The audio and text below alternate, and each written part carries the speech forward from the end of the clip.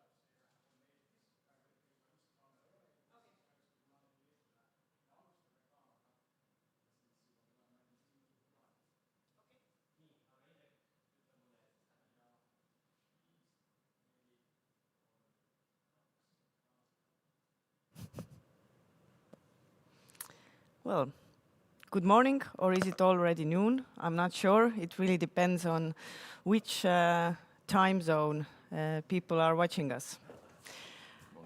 Good morning. So today we decided to start with a short morning coffee with some of the people attending this conference today, so that while you are gathering and opening your YouTube windows, we'll have a short chat here. So this is a really more an informal start of the conference, and the official start will be exactly at 11 set, right? So, welcome. We have here Ellen Kasik from the Port of Tallinn. She's the boss on all environmental issues, as far as I know. Then we have Markus Vihman from Port of Tallinn as well. He's the boss of commerce. And we have Bogdan, who is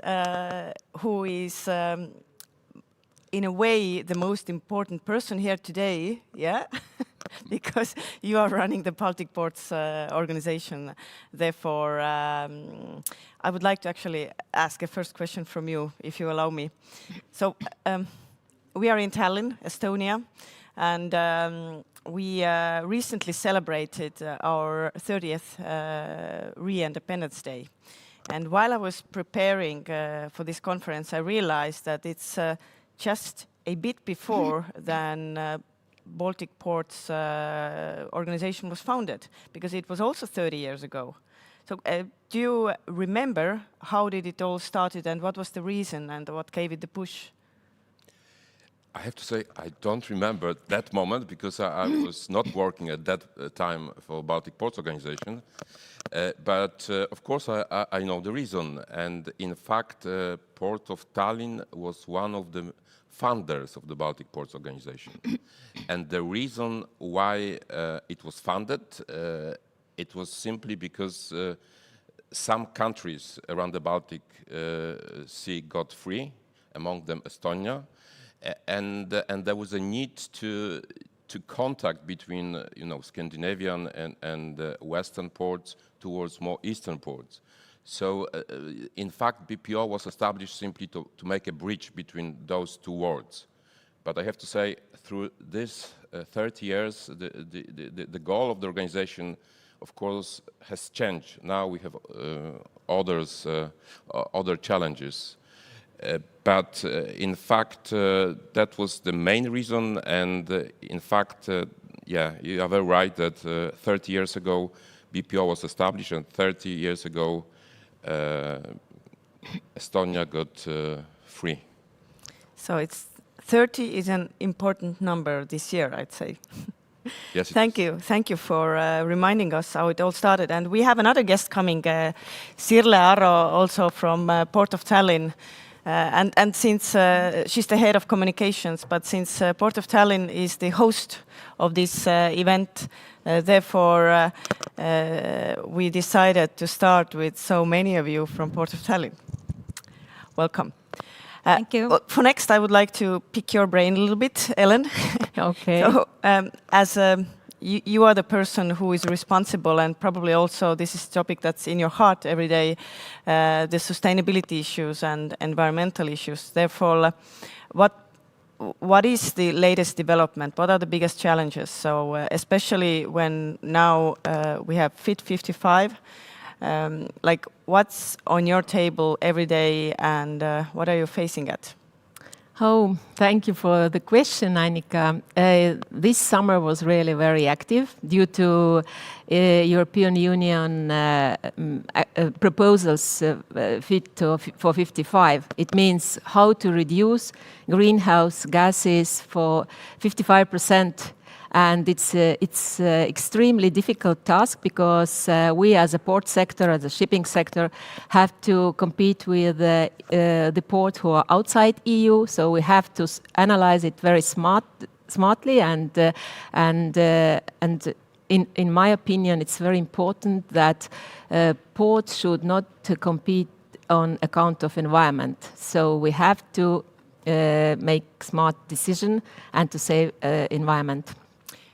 Do you believe that the big goal of European Green Deal is something that we are actually able to reach? Are we able to drop the competition? Oh yeah, we have to believe. I have to believe because we have to save the world for our children. But we have to do it smartly and to develop technology. So it's in on our hands. So we are an expert, and we are those people who have to do it and who have to believe on that. Okay, so this is surely an optimist speaking. Yeah. But I would like to now talk to the one who's responsible the business here, Margus. So what would you say that? What do you firstly think? Are you able to reach that goal? But secondly, I would like to know that have you had to make like any changes during the past year because of COVID? Because the Port of Tallinn has made several investment decisions related to environment. So did you have to stop anything or postpone because it was an unexpected situation to all of us? Let me start answering from the second question, and the short answer would be no. We are doing all the investments that we have planned, and maybe even more. And the long answer would be that to explain why is that, and that's actually there's two reasons. Of course, the COVID has a big influence on our passenger numbers, and they are down about 70 to 80% even. Fortunately, we have 3 other business directions that we are working on, and for example, the cargo is going very well.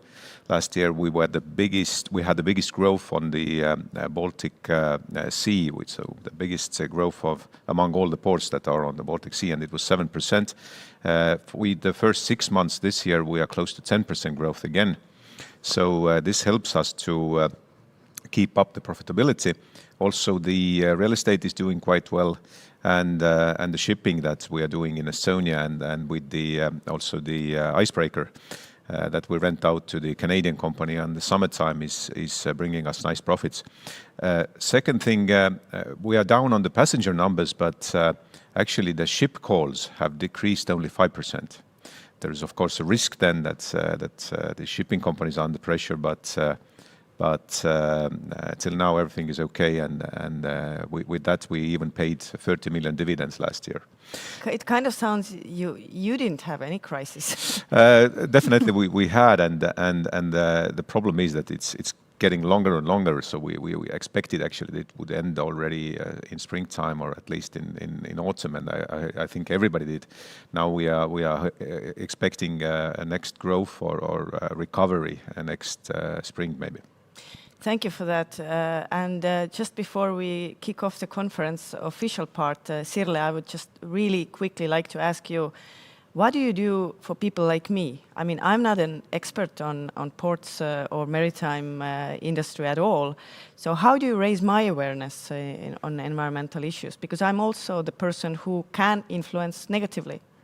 Of course, because we all in the Baltic Port Organization knows that Baltic Sea is our home sea and it is very vulnerable.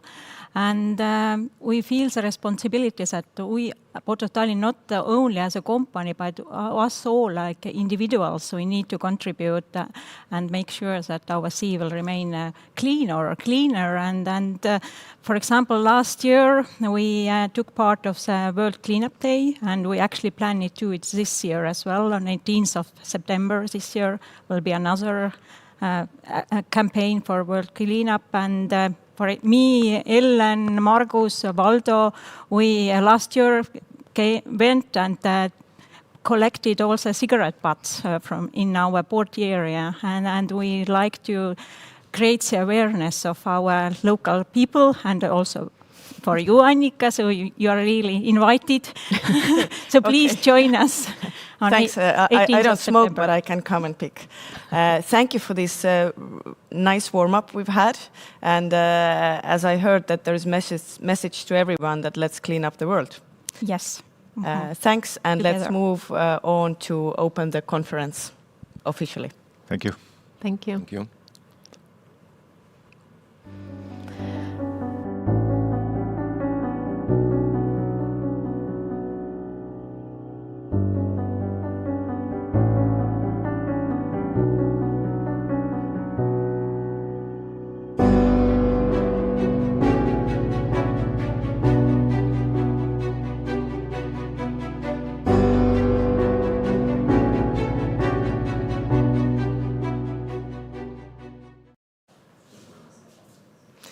Good morning, everyone, and welcome to the Baltic Ports Conference that marks its 30th anniversary.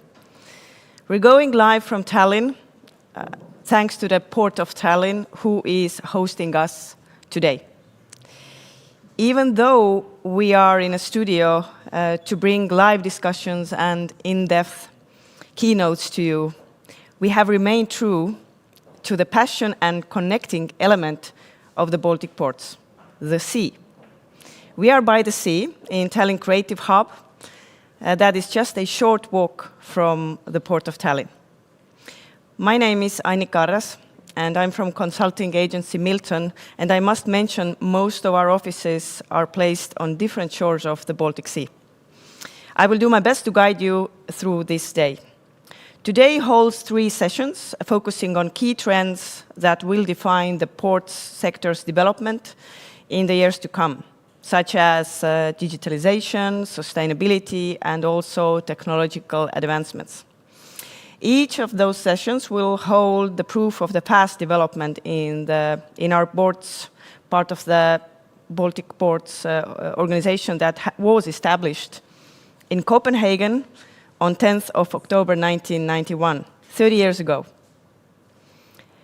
So 30 years have passed. It's time to stop for a day and agree what the future will be like for the ports and to the people in and around it. Thank you for joining us today, and please participate actively as we are waiting for your questions and comments, also positive and critical ones, to the chat next to the broadcast window in YouTube.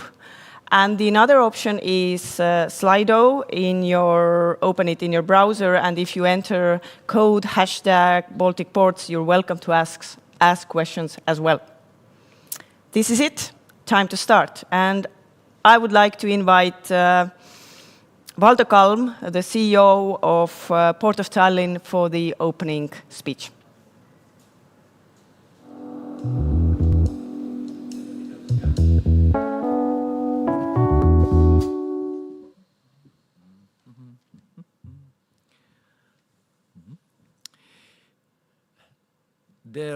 friends, dear colleagues, welcome to Tallinn conference.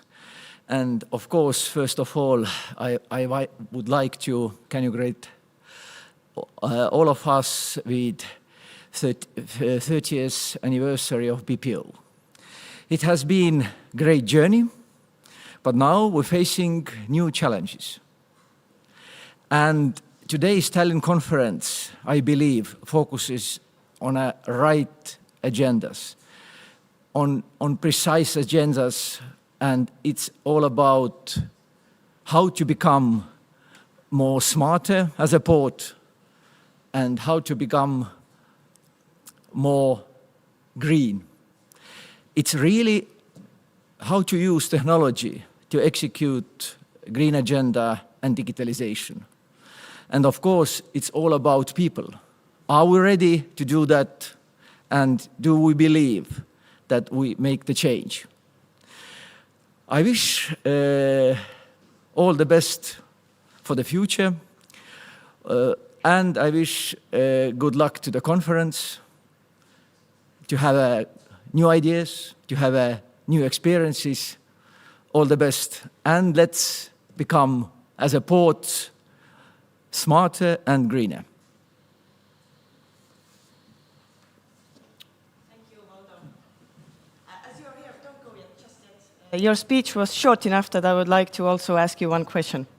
As one of the topics here today is also digitalization and how ports can kind of learn from it or develop from it. And I know you previously have also been part of one of the biggest telecom companies in Estonia, therefore also part of the digitalization development in Estonia. So those lessons you learned over there, what do you think that are those key elements you would like to bring into ports so that you would all benefit from digitalization? I believe strongly on digitalization because of that I see here efficiency, speed and flexibility for the operations. But first of all, maybe I would like to point out that the process re-engineering is even more important than to digitalize that. That means we have sometimes act differently. We have to really reorganize and re-engineer our processes and only then digitalize.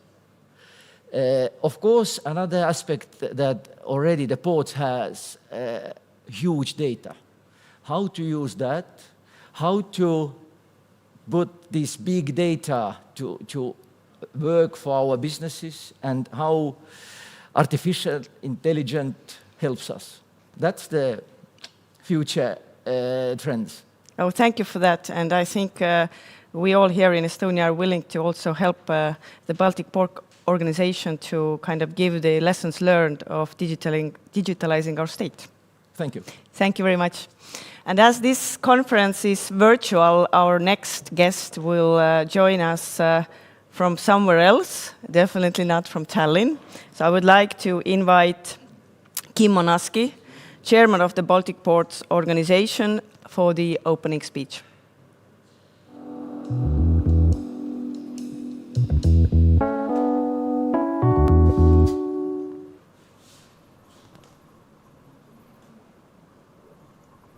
Thank you.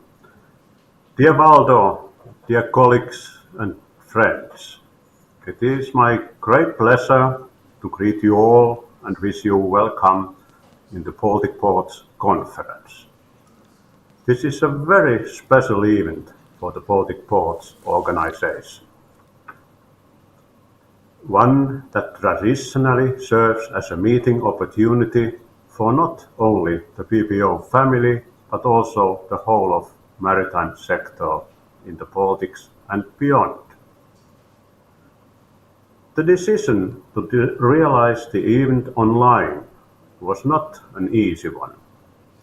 Personal face-to-face meetings are a vital aspect of doing business in our line of work. There is no substitute for sitting down over a cup of coffee or lunch for talking. Sadly, this was not possible this year, but we believe that safety and health should always be the top priority. I hope that next year we will be able to get back to business as usual. Naturally, the COVID-19 pandemic has influenced more than just our event planning. The port and shipping sectors continue to be affected by the situation. But it puts a smile on my face to see that we have proven to be more than prepared. Still, there are a lot of challenges ahead of us as the pandemic continues to take its toll on port operations. While cargo turnover has stayed on a healthy level, with many ports registering good results over the past months, passenger travel remains unfortunately on low numbers. But there seems to be some light at the end of the tunnel, with already again various cruise vessels visiting in a number of ports. At this point, I would like to thank all port staffs and ship crews for their hard work and commitment. It was your effort that enabled the maritime industry to keep operating smoothly. One of the biggest challenges our industry will have to face in the coming years is without a doubt climate change and all issues related to that increasingly important topic. The decarbonization goals for 2030 and 2050 set by the International Maritime Organization will be one of the issues driving the narrative in the next decades. It is a grand undertaking, one that will require a great deal of effort and cooperation. Thankfully, the ports have already proven that they are able to change and evolve, adapt to the new reality. Technological advancements linked to the digitalization process are proceeding all over the industry and may show to be the best answers to the challenges we are facing. The smart port concept is no longer just a theoretical one. In many instances, it has become a valid business case with clear benefits and advantages. These issues will be covered in greater detail during today's discussions, and I hope you will be able to gain valuable insight and profit from the experience and knowledge of our speakers and panelists. This year also marks a very special occasion for the PBO. The organization is turning 30 years old. Looking back, I am incredibly proud of everything we have achieved over the years, especially the fostering of the spirit of cooperation and readiness to support each other. There is no hurdle too big if we continue to work together. I very warmly wish you all a great conference, and I am looking forward to meeting you all personally next year, when we will hopefully be able to raise our glasses and toast to PBO's 31st birthday. Thank you so much. Thank you, Kimmo. And our next virtual ferry will take us to Stockholm.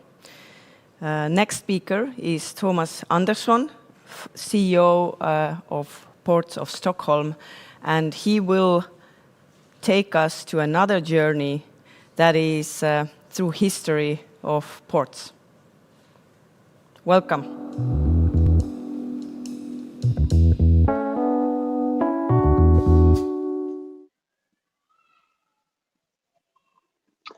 Hello, Tallinn.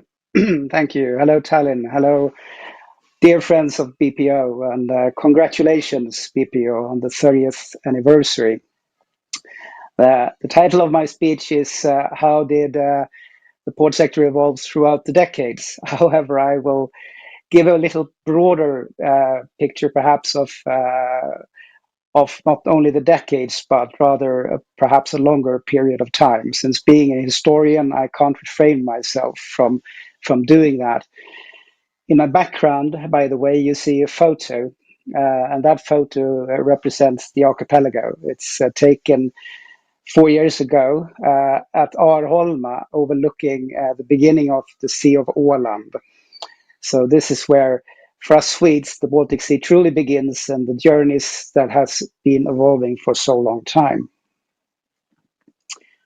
Let's see if this clicker works. It does.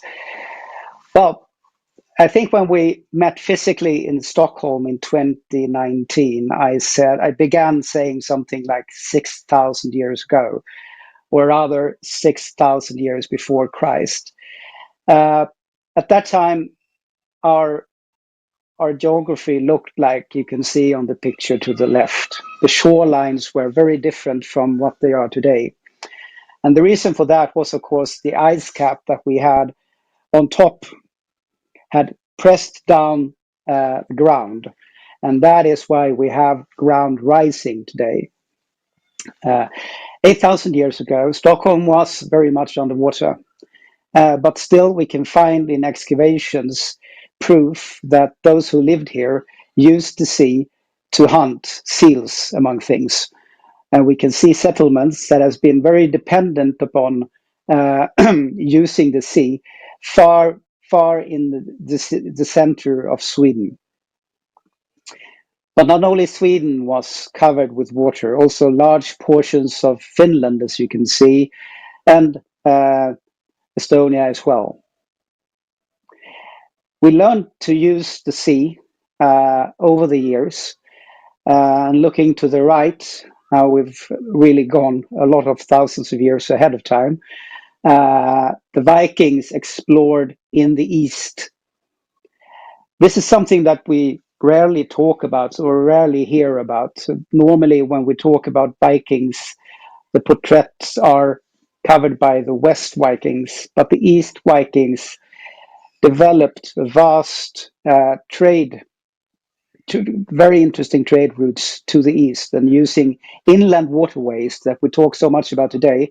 These inland waterways was extensively used by the Vikings. I need to look down to the clicker.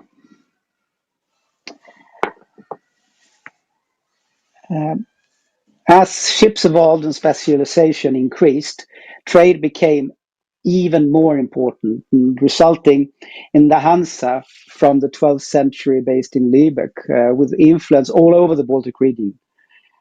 And this Hansa trade federation was immensely important for all trade in our region.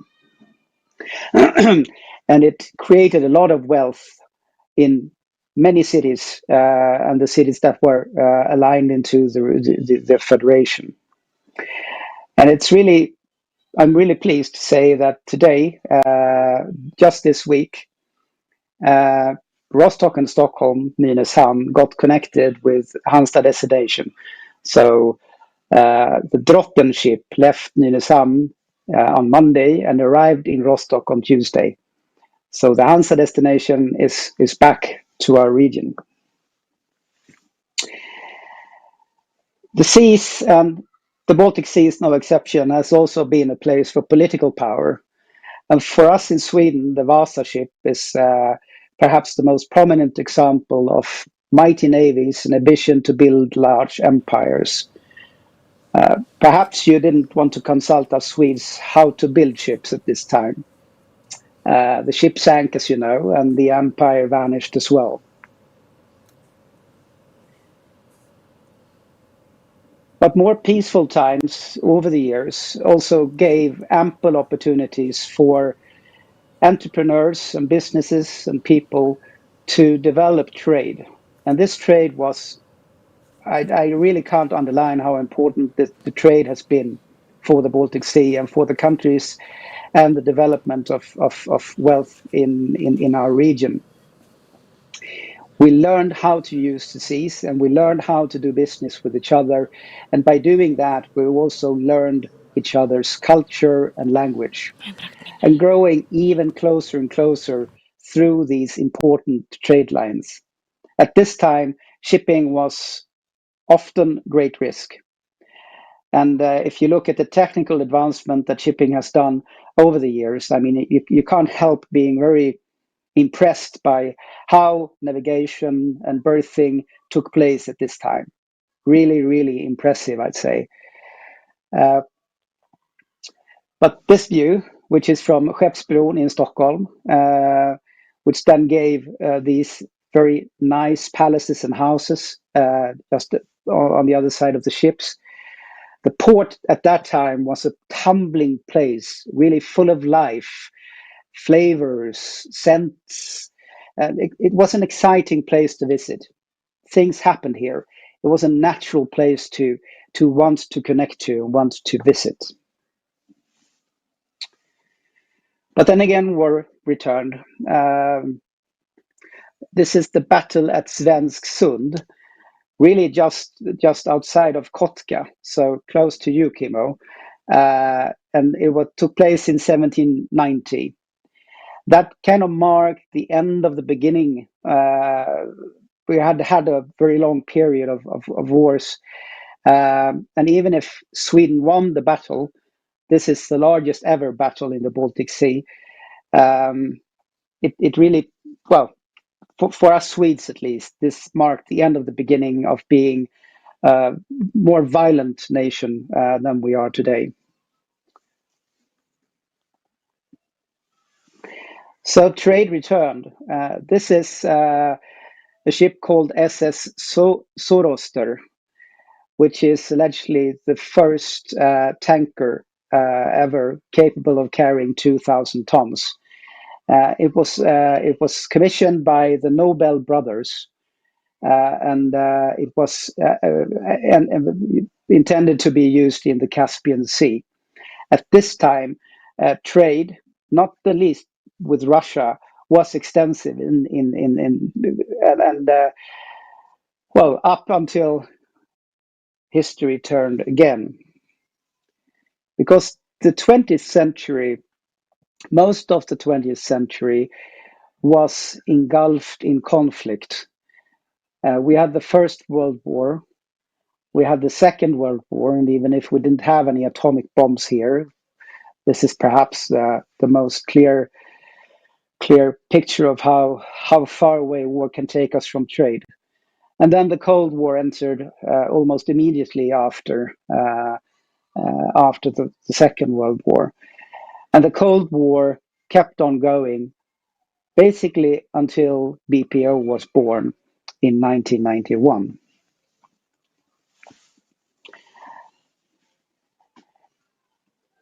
What Winston Churchill called the Iron Curtain, well, that perhaps best known as the Berlin Wall. Well, the Berlin Wall fell in 1989, and it paved way for a period of liberalization and freedom of countries. The development since then has been really, really impressive, and BPO has been very important, taking care of this ample opportunity that it brought to nations, countries, people, and ports. And just to show how it looked like in 1991, the Baltic Sea really wasn't about trade. It wasn't about ferry lines. It wasn't about taking care of transporting people between our different countries, but it was very much about keeping people out rather than keeping people on the sea. Now, today, 30 years later, you know, how you have it. And for us, we have 12 regular services in the Baltic Sea. So the ports of Stockholm alone have 12 regular, with Hansa destination, now 12 regular services in the Baltic Sea, which is a massive increase over the years if you compare. Another thing that's been very clear during this period, now perhaps if we're leaving the broader geopolitical discussion and coming closer to the port discussion, goods can really vary. Here you see elephants arriving in Stockholm. We handle in the Port of Stockholm around 9.5 million tons of goods every year, and that converts into 7,500 elephants per day. So it's quite a lot of goods that we take in and that you take in. But over the years, over these 30 years, more and more of that cargo has disappeared. So for the people living close to the port, it's really not clear what comes into the port, because most of the cargo is obscured. You can't see it anymore. We do, of course, have from time to time we have cargo that we can't handle any other way than as peace goods. But on the whole, it's hard to see if a container contains bananas or if it contains an elephant.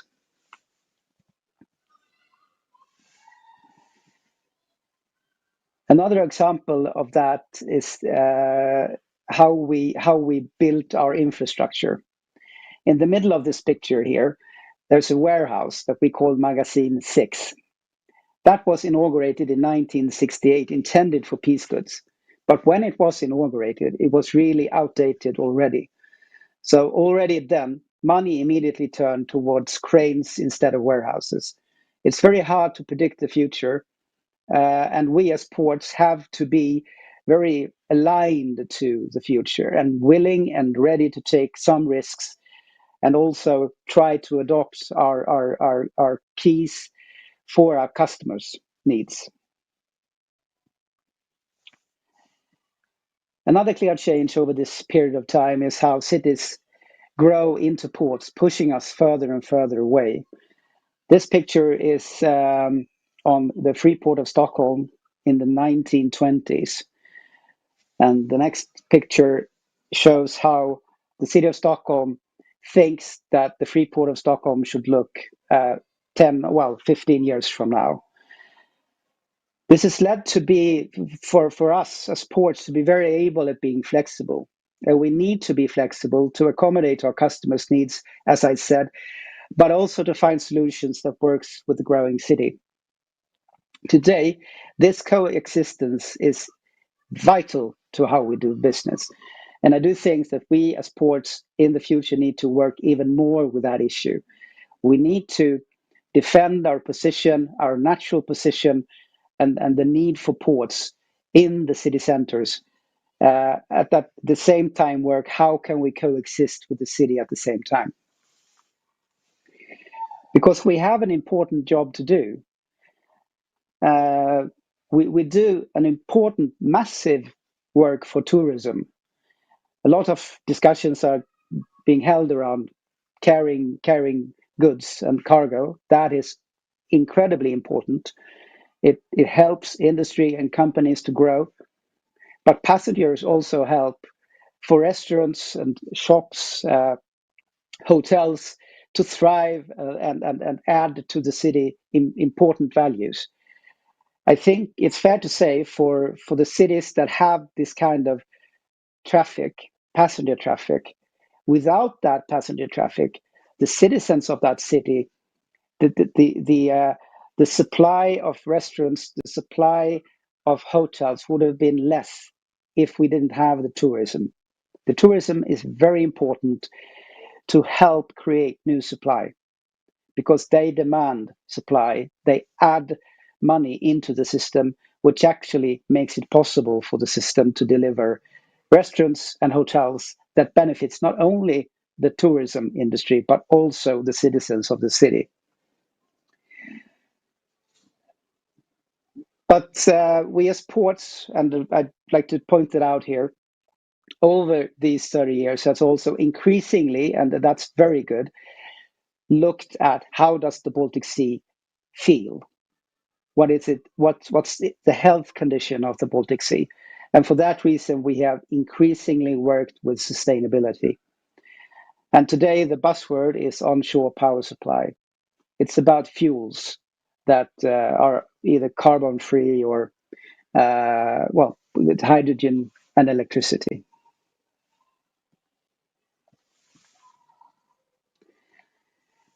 New terminals are being built to handle that important job, and this kind of terminal is pushed further and further away from the cities, of course. The pandemic has had a huge impact on parts of the industry, and primarily the passenger traffic, but also the container traffic. So it's where we are today is that we have been adapting to the pandemic, and I think that all of you have been, more flexible perhaps the last 2 years than we ever have been in order to adapt and accommodate to the new conditions that the pandemic has led to. At the same time, we see that cargo flows with the Ro-Ro and the Ro-Pax ships hasn't been that affected. But we are building new, sustainable, and modern infrastructure, state of the art, all over the Baltic Sea. This is being built to be able to continue to deliver a safe harbor for trade and people, because that's what we do. And that's what BPO represents as well. It's a safe harbor, it's a safe port for trade and people. And to close the circle, and I couldn't help that, when we built this new port, the Stockholm Norvik port, we found items from the Stone Age on the site, proving trade at this place 5,000 years ago. So, the Baltic Sea is a fantastic place for trade and therefore a great place for ports. Thank you. Thank you, Thomas, very much. I would also like to ask a few questions from you. Is it okay? Yes, of course. Okay, first one is maybe a bit fun, and the second will be more serious. But I'm really keen to know, what were the elephants doing in the port of Stockholm? Oh, we had a circus then, so it was a transportation for circus activity. All right. But it was a lot of years ago. So well. Yeah, but it looked impressive, though. Thank you for this we journey. don't normally take in elephants. Okay, good to know. I was getting a bit worried, but this journey through history was actually really interesting. And one of the questions from the audience is that, what do you think is the cooperation between ports more important now in 2021 or 30 years ago or even during the Hansa times? I think it's even more important now for the climate reason. Using the seas transportation to help trade, it's the best way of transport big cargo. It's the most sustainable way of transporting cargo for over distances. So we need to use the seas and increase the use of seas to achieve our climate goals. So I think the ports are going to be even more important over time. Thank you for that, and thank you for your interesting presentation. And we're moving on with our next speaker. Thank you. So our next speaker comes, let's just say, from the warmer waters. He is not from the around Baltic Sea, but rather more from south. I would like to invite Josef Sanz Argent from Fundación Valencia Port to speak about innovation. Floor is yours. Hola.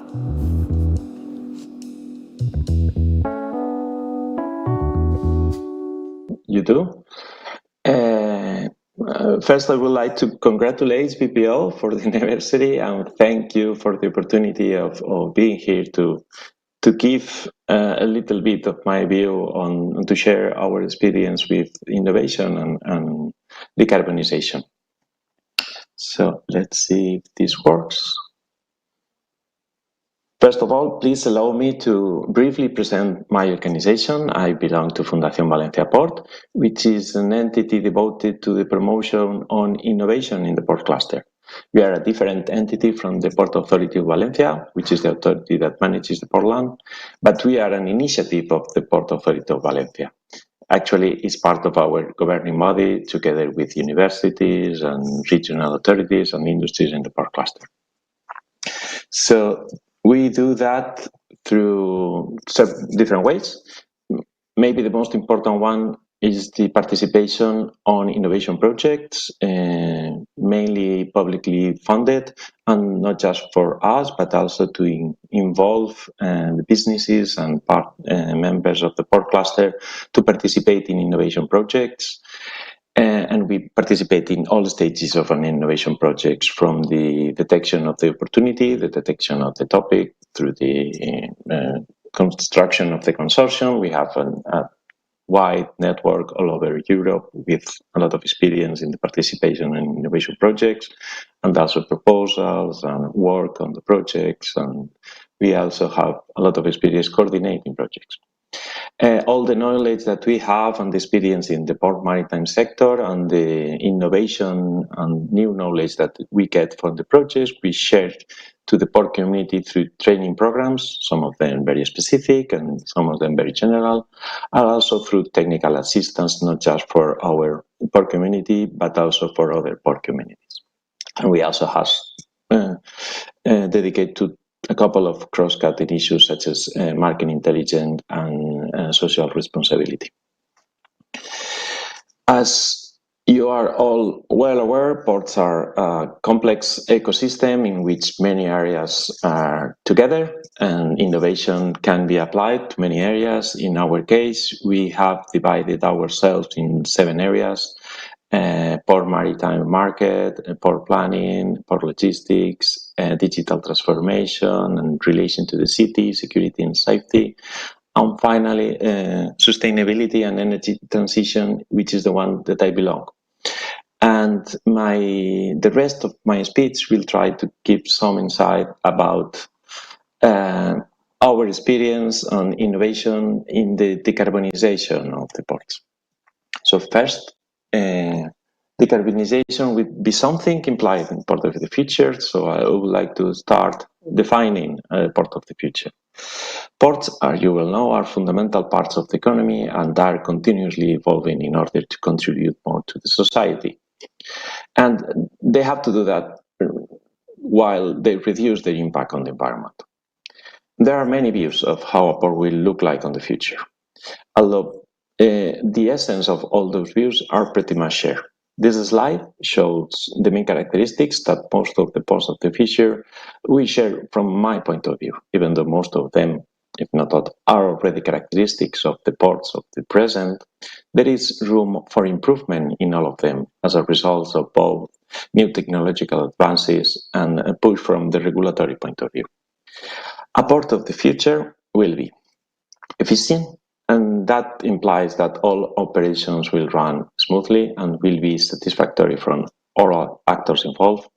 Aspects such as the increase in intermodality, the automatization of some operations, or the optimization of the use of the space will for sure contribute to a more efficient port. Connected, this is probably the most fundamental characteristic of a port, to connect distant regions to the maritime sector. A step further of the connectivity is not only to use this connectivity to transfer goods or passengers, but also information, which also will allow to increase the facilitation of the cooperation and also increase the intelligence of the operations. Very important, a port must be responsible, that has already been mentioned before, and ports are full of opportunities, but their exploitation should also revert to the society and also avoid any harm to it. Different aspects of this responsibility for a port are to be integrated in the territory, to host operation in a safe and secure manner, to become resilient to a changing environment that we have, and finally, very important, that will have a lot of impact in the transformation of ports in the coming years, to be climate neutral. And finally, innovative.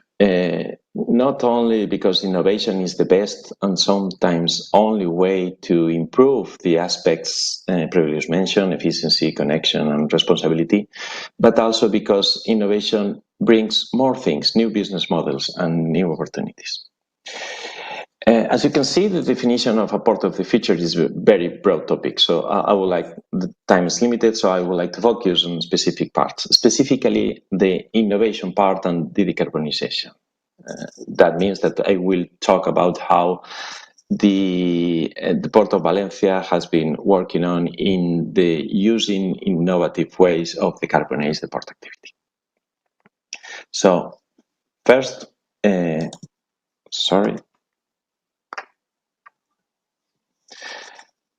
with innovation, the Port of Valencia has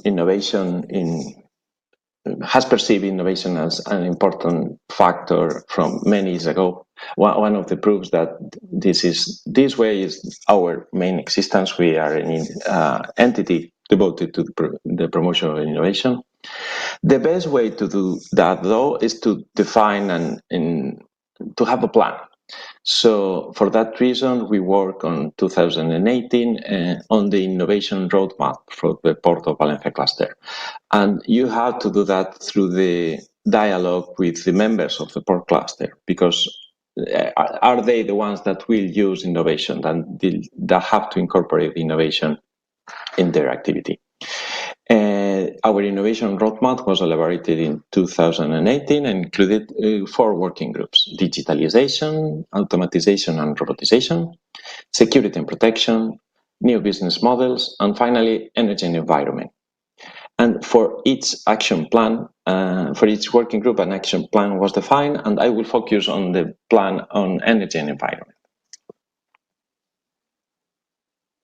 So this is the results of the roadmap for energy and environment, and these are the main aspects that have to be worked, that were agreed with the port committee. You can classify that in 2 main groups.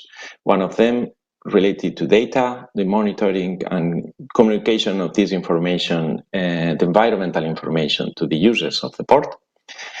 And the second group is the transformation to a decarbonized port. And you, as we will see in the following slides, you do that through renewable, new technologies, and the smart management of all of that. So let's start. Let's give some examples about what we have done so far. First, regarding renewable energy, the incorporation of renewable energy is something very interesting in order to reduce the impact of the ports on the general electric grid. Ports are going to be electrified. Specifically, we expect from the Port of Valencia that the consumption of electricity in the coming years will increase a lot, more than double, probably more than triple.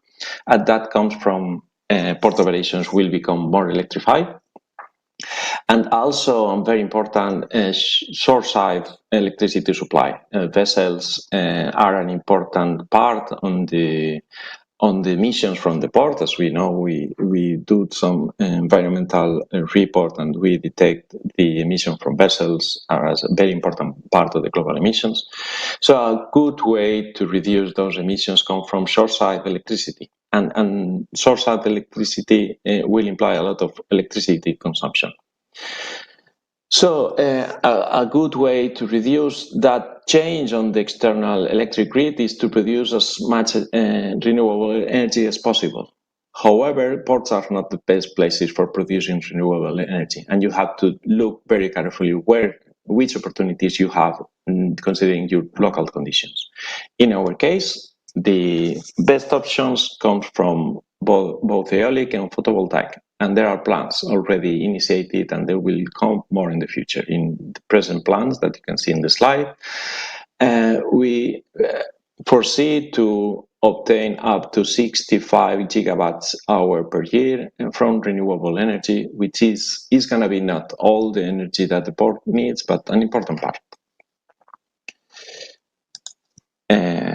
Next, I would like to highlight the role, as mentioned, of these are the plans of renewable energy.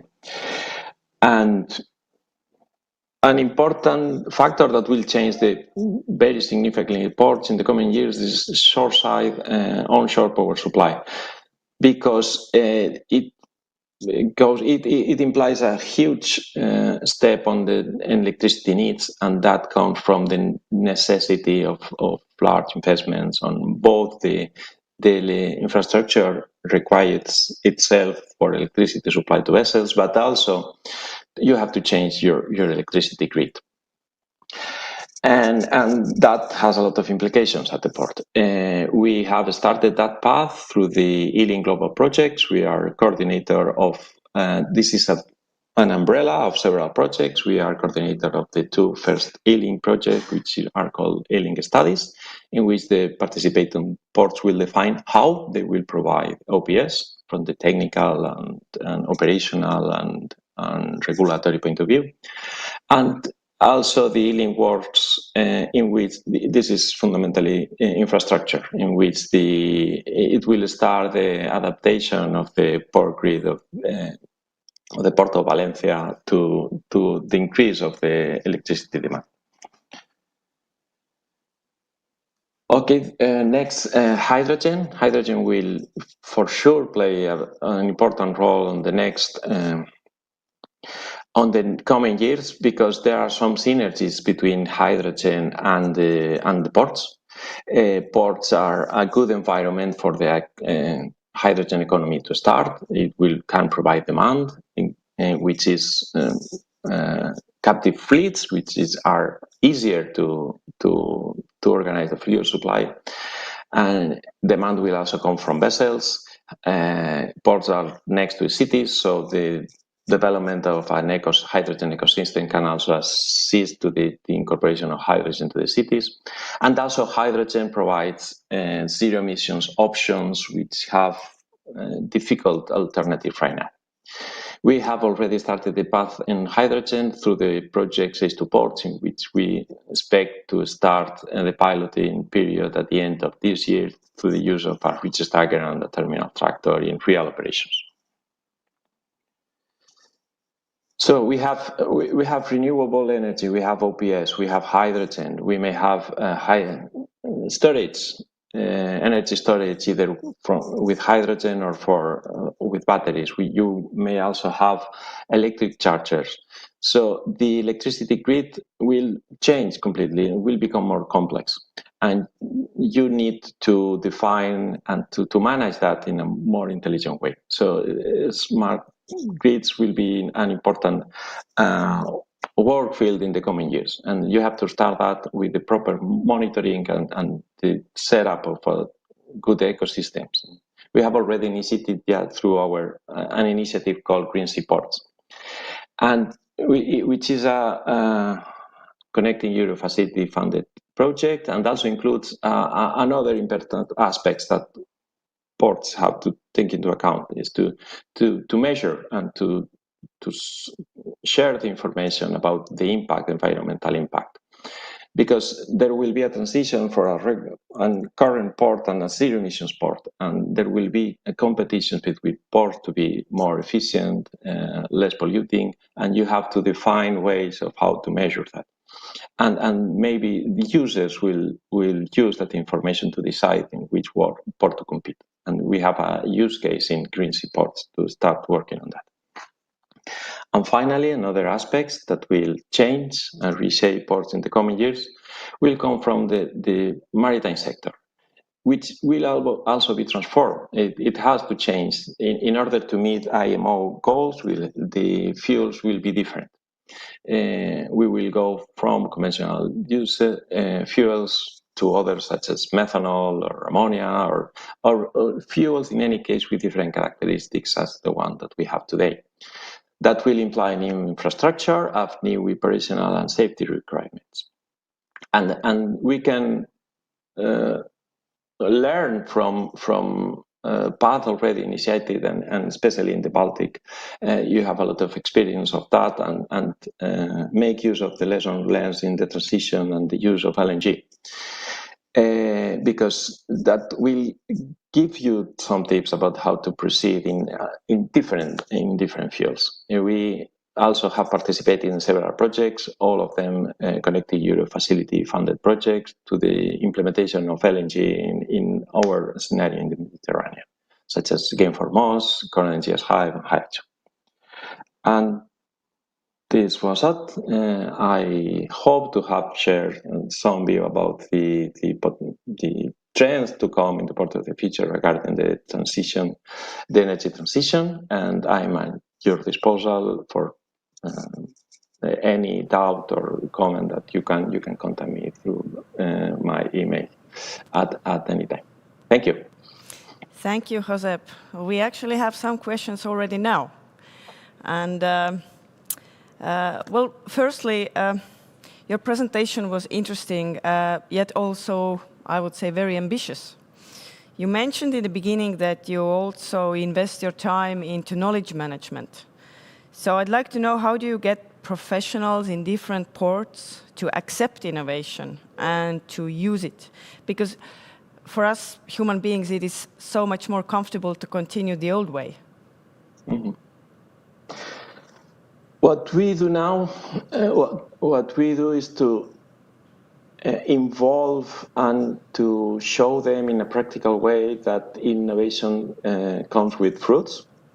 And so we try to involve and seduce members of the port cluster to try new technologies and new innovations. For example, in East2 ports, if you plan to start with hydrogen, you need the final user to be involved with, because it's going to require a lot of changes, and the work with hydrogen is different. So it is very, very important to have the final user involved. So this comes from, so you need to start this conversation, and sometimes, and most of the times, the companies are very well aware of the innovations and would like to try things.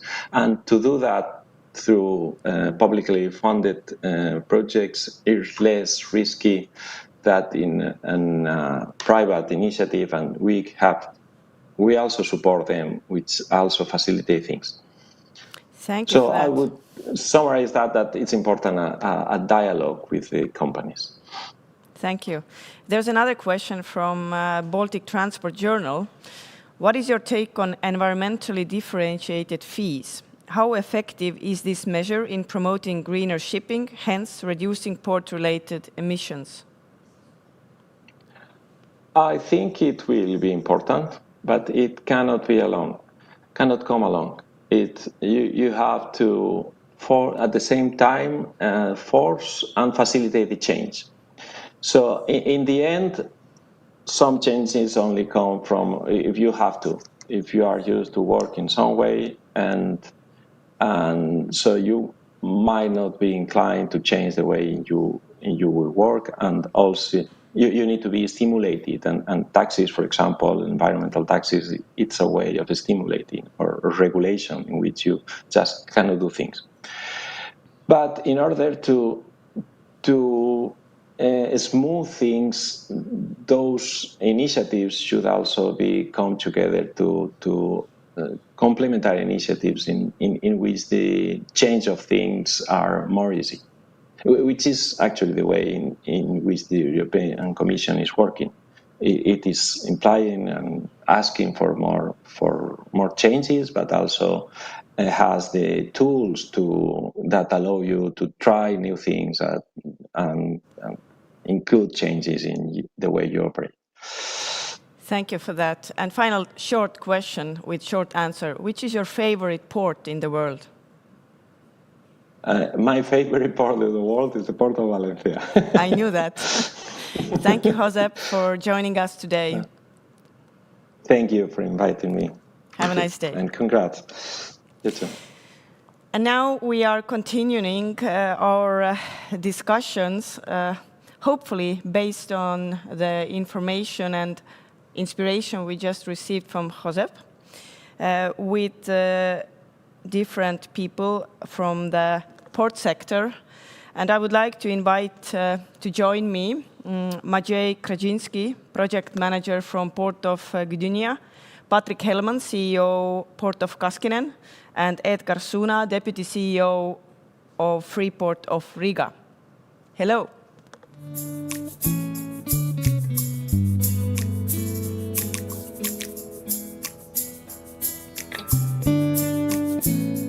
The Baltic Ports Organization. Hello. Hello, gentlemen. I'm very glad you managed to join us today. Thank you. Can you hear us? Yes, we can hear you very well, and I think all of us in this discussion are in a really good position, as we just had a extremely interesting presentation. Therefore, I think it's good to reflect on that. And to open up our talk, I would just firstly like to ask each and one of you, which one of the discussed trends would you consider to be a megatrend affecting everyone in the port sector? And are there any others that come to your mind that we didn't hear at the moment? So I would give a first word to Maciej. Yes, thank you for invitation for this panel. I think that the two trends which are most important, the crucial for the ports sector today is of course all of the environmental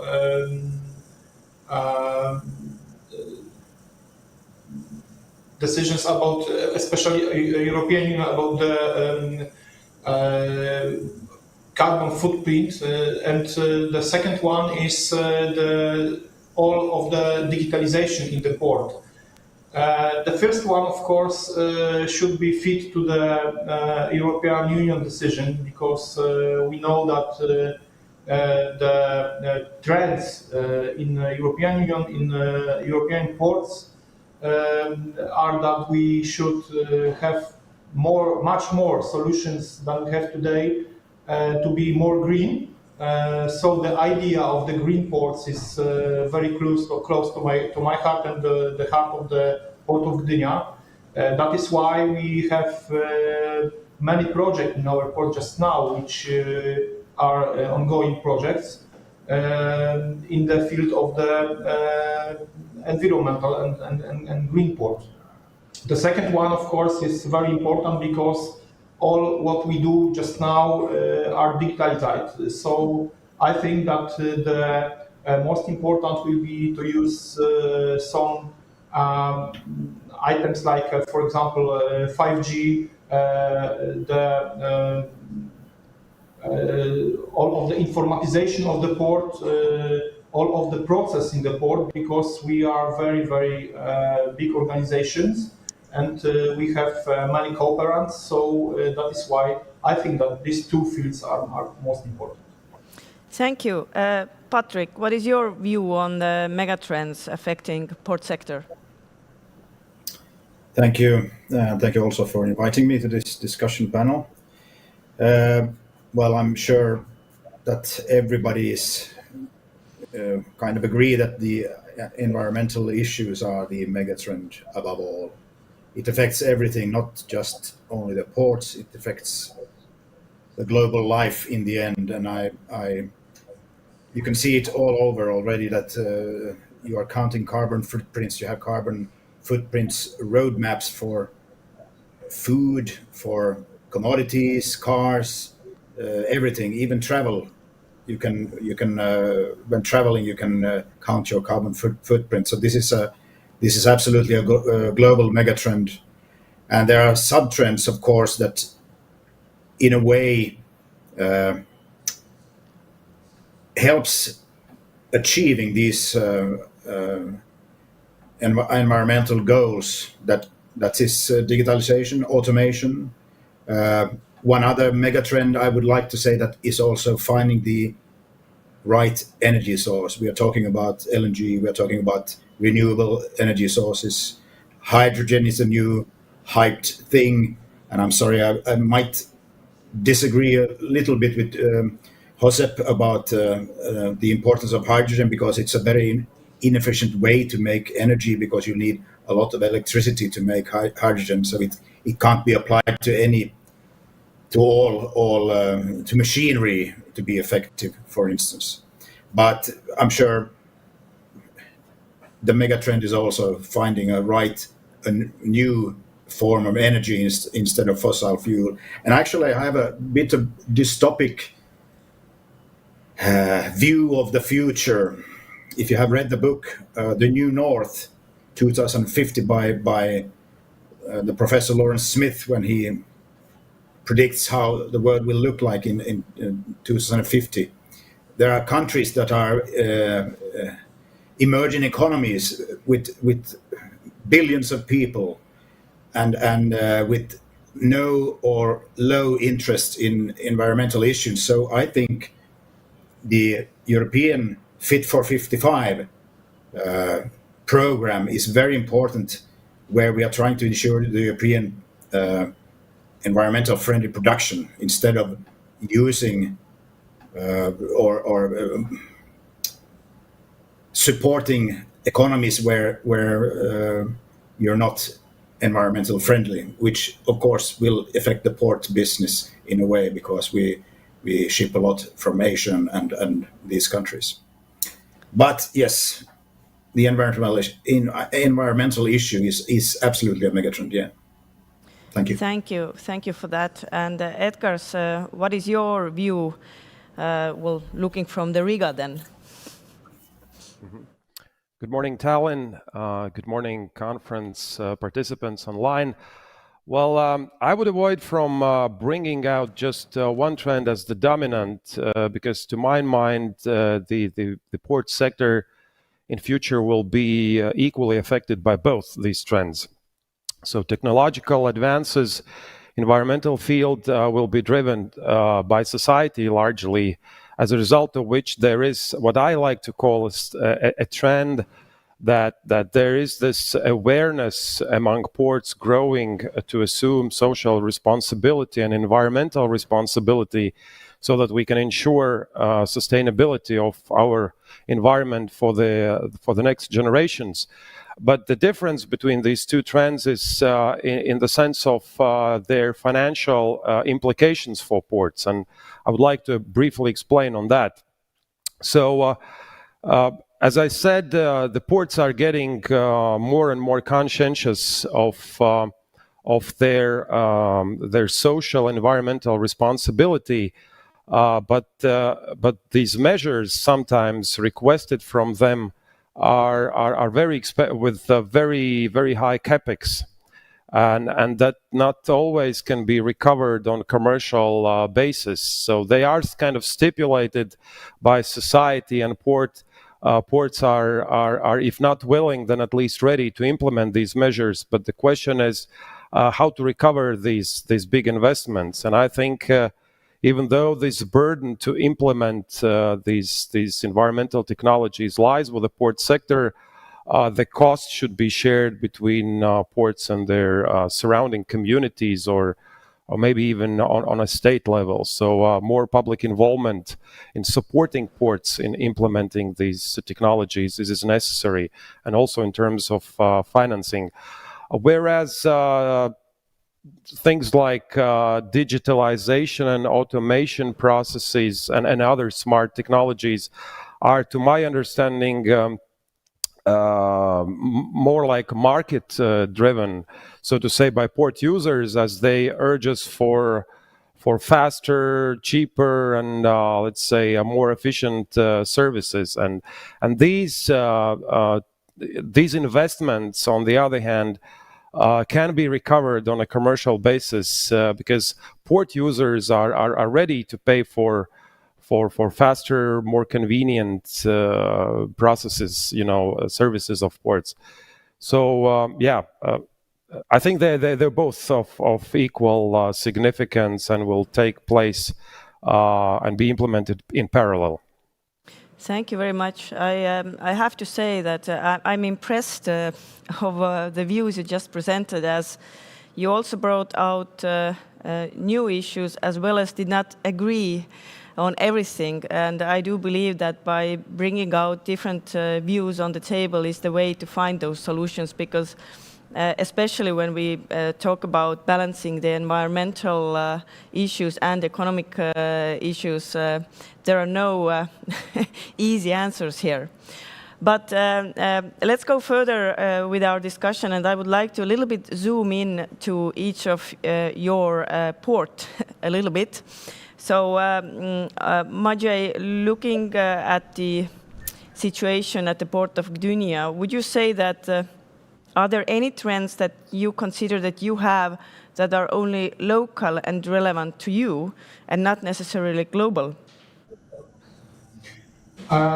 Yes, I think that of course the global trends are very important, but we have some local challenges what describe our port in the future. I think that one of them is the offshore, because as you know, we have huge projects in the offshore industry.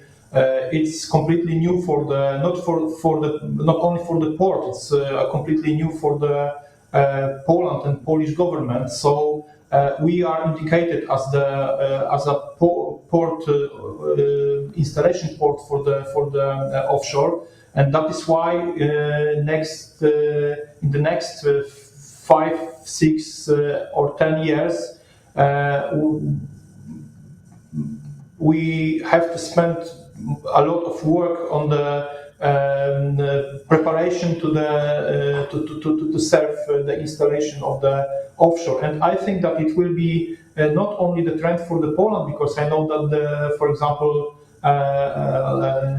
the Baltic countries in general they have plans for the offshore. That is why I think that Port of Gdynia can be one of the most important places on the Baltic Sea map. Thank you. Patrick, any local trends in Kaskinen, and maybe you might also add what are the driving factors in your port's current and future development plans? Thank you. Yes, of course we have local issues and local trends. We are working on saving our railroad to the port, which we have been doing for 10 years, but we are seeing some good development there now, because we want to shift around 30-40% of our traffic from onshore traffic from road to rail, which is also a part of this environmental issue that I was talking about earlier, that it's very important on a global scale and also on a local scale, because this is something that affects everything. The other thing is that we have a very strong digitalization project going on. As you maybe can see in my background of me, I have my control center on, where we control different administrative parts of the port, and it will be in the future connected to many different operational things in the port and outside the port. We are going to connect, or we want to connect the whole logistical chain, all the customers to the port from A to B. So this is an important way of making the port more efficient, and also the whole logistic chain more efficient, and thereby also more environmental friendly. Thank you. Thank you. And what about Riga? Any local trends you see there? Yes, for sure we do. But I would like to still zoom out a little bit and take a broader perspective and say that there is a unanimous trend affecting several ports of the Eastern Baltic Sea region. So this trend has not only implications on Riga port, but even a regional context. And that trend is the geopolitical trend. It plays a vital role in our case because of geographic placement of Riga port and our neighboring ports, the captive market of those ports, and the historical relationship with customers, and the cargo portfolio of these ports. So I would say one of the greatest challenges is this changing pattern of cargo flows that really even so to say necessitates us to think of a new business model to ensure sustainability of the port in the long run. So like several of the big ports in the Central Europe, we are that have formerly done so. We are in the so-called transitional process from racing for tons in bulk to going to a business model whereby we can have services at the port that create more value and develop new activities. Thank you. Extremely interesting, and I see you all of you have so much more to say, but unfortunately our time is up. So I encourage every one of you who are watching us right now to contact these gentlemen personally if there was like anything you really want to discuss further. And of course, it's always good to visit those ports. So thank you for joining us. And now we are going to a break that will last 15 minutes. So either it is fresh air, coffee, or water that you need, you decide. But also be aware that Port of Tallinn has prepared some entertaining photo and video material for you. So keep your YouTube window open and enjoy while having a coffee. See you in 15 minutes.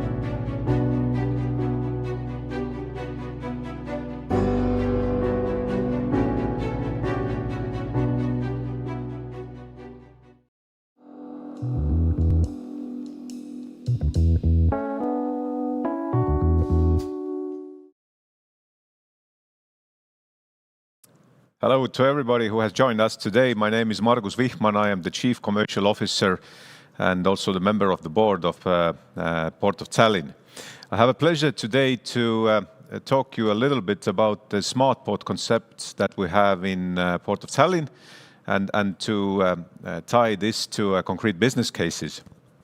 But first of all, as I also have had a pleasure to be a member of the board of Baltic Port Organization for 1 year, I would like to congratulate everybody who has been working with this organization for this 30th anniversary. So congratulations to everybody. Ports of Tallinn vision is to become the most innovative port on the shores of Baltic Sea, and we do this by offering its customers the best environment and development opportunities. So, and this is quite important. First of all, these are not just the words, but we really, I will show you today even that we have some projects that are really doing that. But secondly, it's very important to understand that we do this for the customers, because very often I see companies that innovate, but they don't have the value proposition for the customer, so we try to be different. A little bit about the company. We are a public listed company from June 2018. 67% of our shares is owned by Estonian government, and 33% is then publicly traded and owned by investment funds, pension funds, but also 15,000 private investors have invested into our stocks. What this gives to our clients is, first of all, we are a solid-based company because 67% is owned by the Estonian government. But on the other time, we are totally politically, without political influence, and we also are very transparent because we have to play by the stock exchange rules. Don't let the Port of Tallinn name to fool you. Actually, we have 4 ports and only one of them is inside the city center of Tallinn. This is the old city harbor. But we also operate by territory the biggest cargo port in Baltic's Muuga harbor. We have a smaller port in Paldiski. Then we operate ferry businesses between the mainland and 2 big islands in Estonia. We have 1 icebreaker, and then we have a small cruise and cargo port in Saaremaa. And now we have 4 business fields, and we are very proud that we are the 4th biggest passenger port in Europe. Before the crisis, we used to service almost 11 million passengers annually, but the COVID has made its corrections there, and in 2020 we had 4.3 million passengers.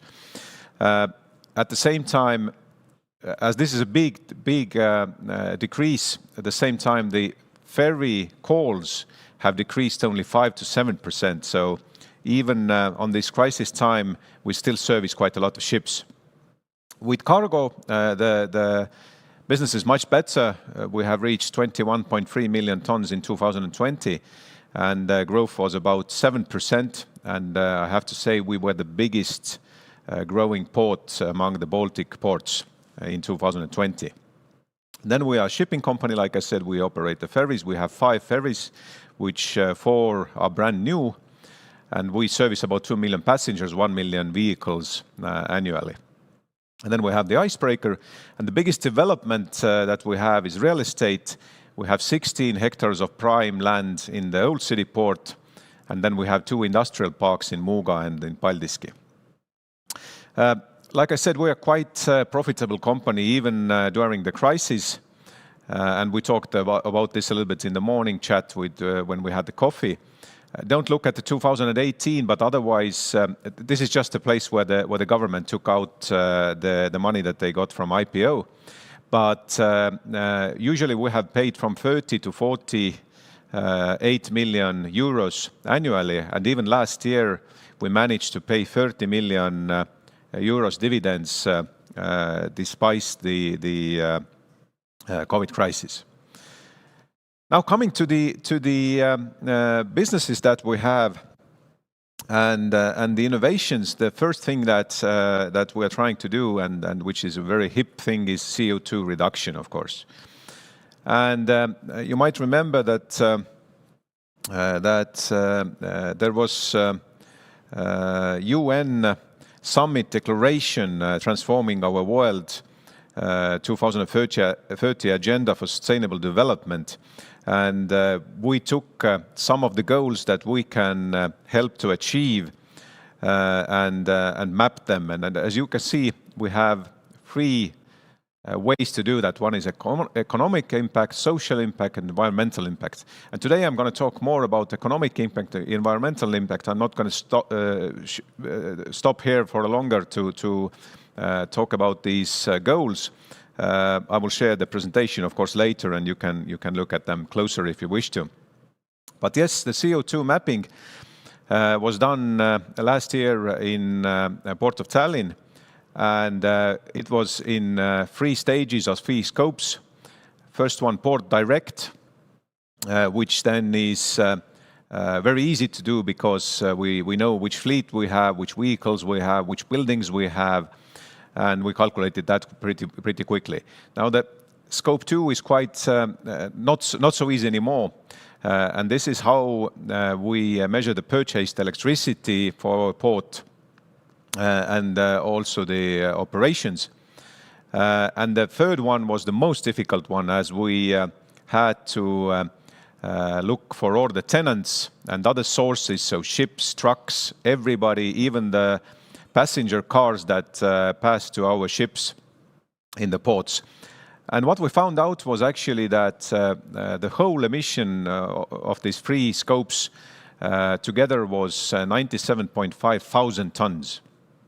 And we also managed to understand where it's coming from. 53% of that is coming from the ships, 23% from electricity, 11% from mobile equipment, 10% of heat consumption, and then 3% stationary equipment. Electricity is very easy. You just have to switch to the green electricity, and we have done this during this year. That increases our costs a little bit, but not that much. But the biggest problem, of course, is the ships. And you can see this is even more than half of our emissions. So how do we tackle that? And the first thing that we have been investing and we now have in 3 quays in Port of Tallinn is the automooring. And these currently it's only for the ships that move between Tallinn and Helsinki. What it gives to the shipping line is shorter mooring time, which also means then the lower fuel consumption. And with that comes also the less air pollution.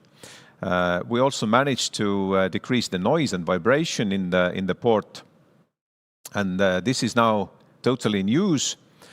For example, if you look at the one of the Tallink ships, Star, they managed to save 300 tons of fuel or 945 tons of CO2. Second thing, and which is very important, because in Fit 55 we also see that onshore power will be mandatory for the ships that are with a GT more than 5,000 and that are passenger or container ships, and also ro-ro ships go behind that. And the problem there is that there is no concrete standard for the shore power. We managed to agree with Helsinki, Port of Turku, and Port of Stockholm the rules that we play with, and we agreed that the onshore power supply would be 11 kilovolts and 50 hertz.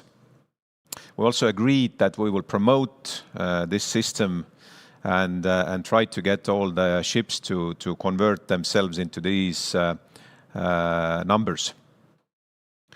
Also, we managed to get from the CEF fund of EU 30% funding rate for that.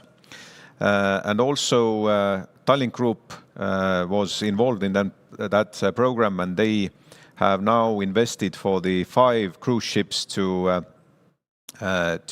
make them able to use the onshore power. And currently we have this onshore power on 3 quays, 3, 5 and 7 are for Tallink, 12 are is for Eckerö line and 13 is for Viking line.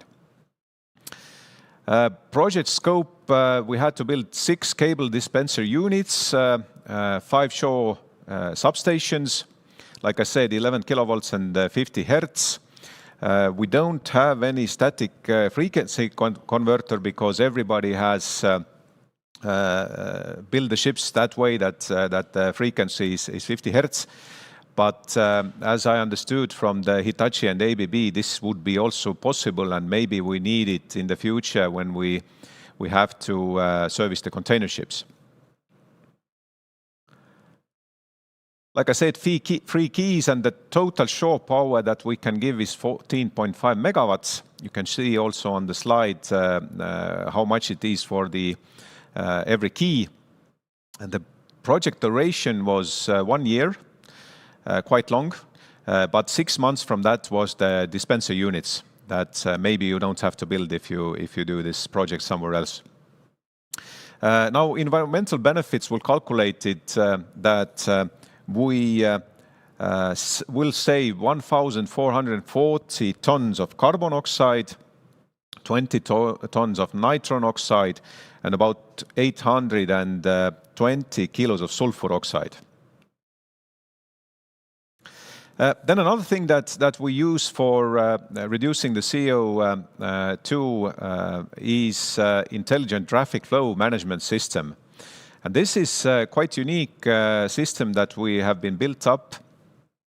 We didn't find anybody or any software company that would have that ready, so we had to develop it from the zero. We own the code, and we actually are ready to supply it for some remuneration, of course, to the other ports also. But basically what we have is a number plate recognition system. If you have made online check-in, then you don't have to interact with anybody, a physical person anymore.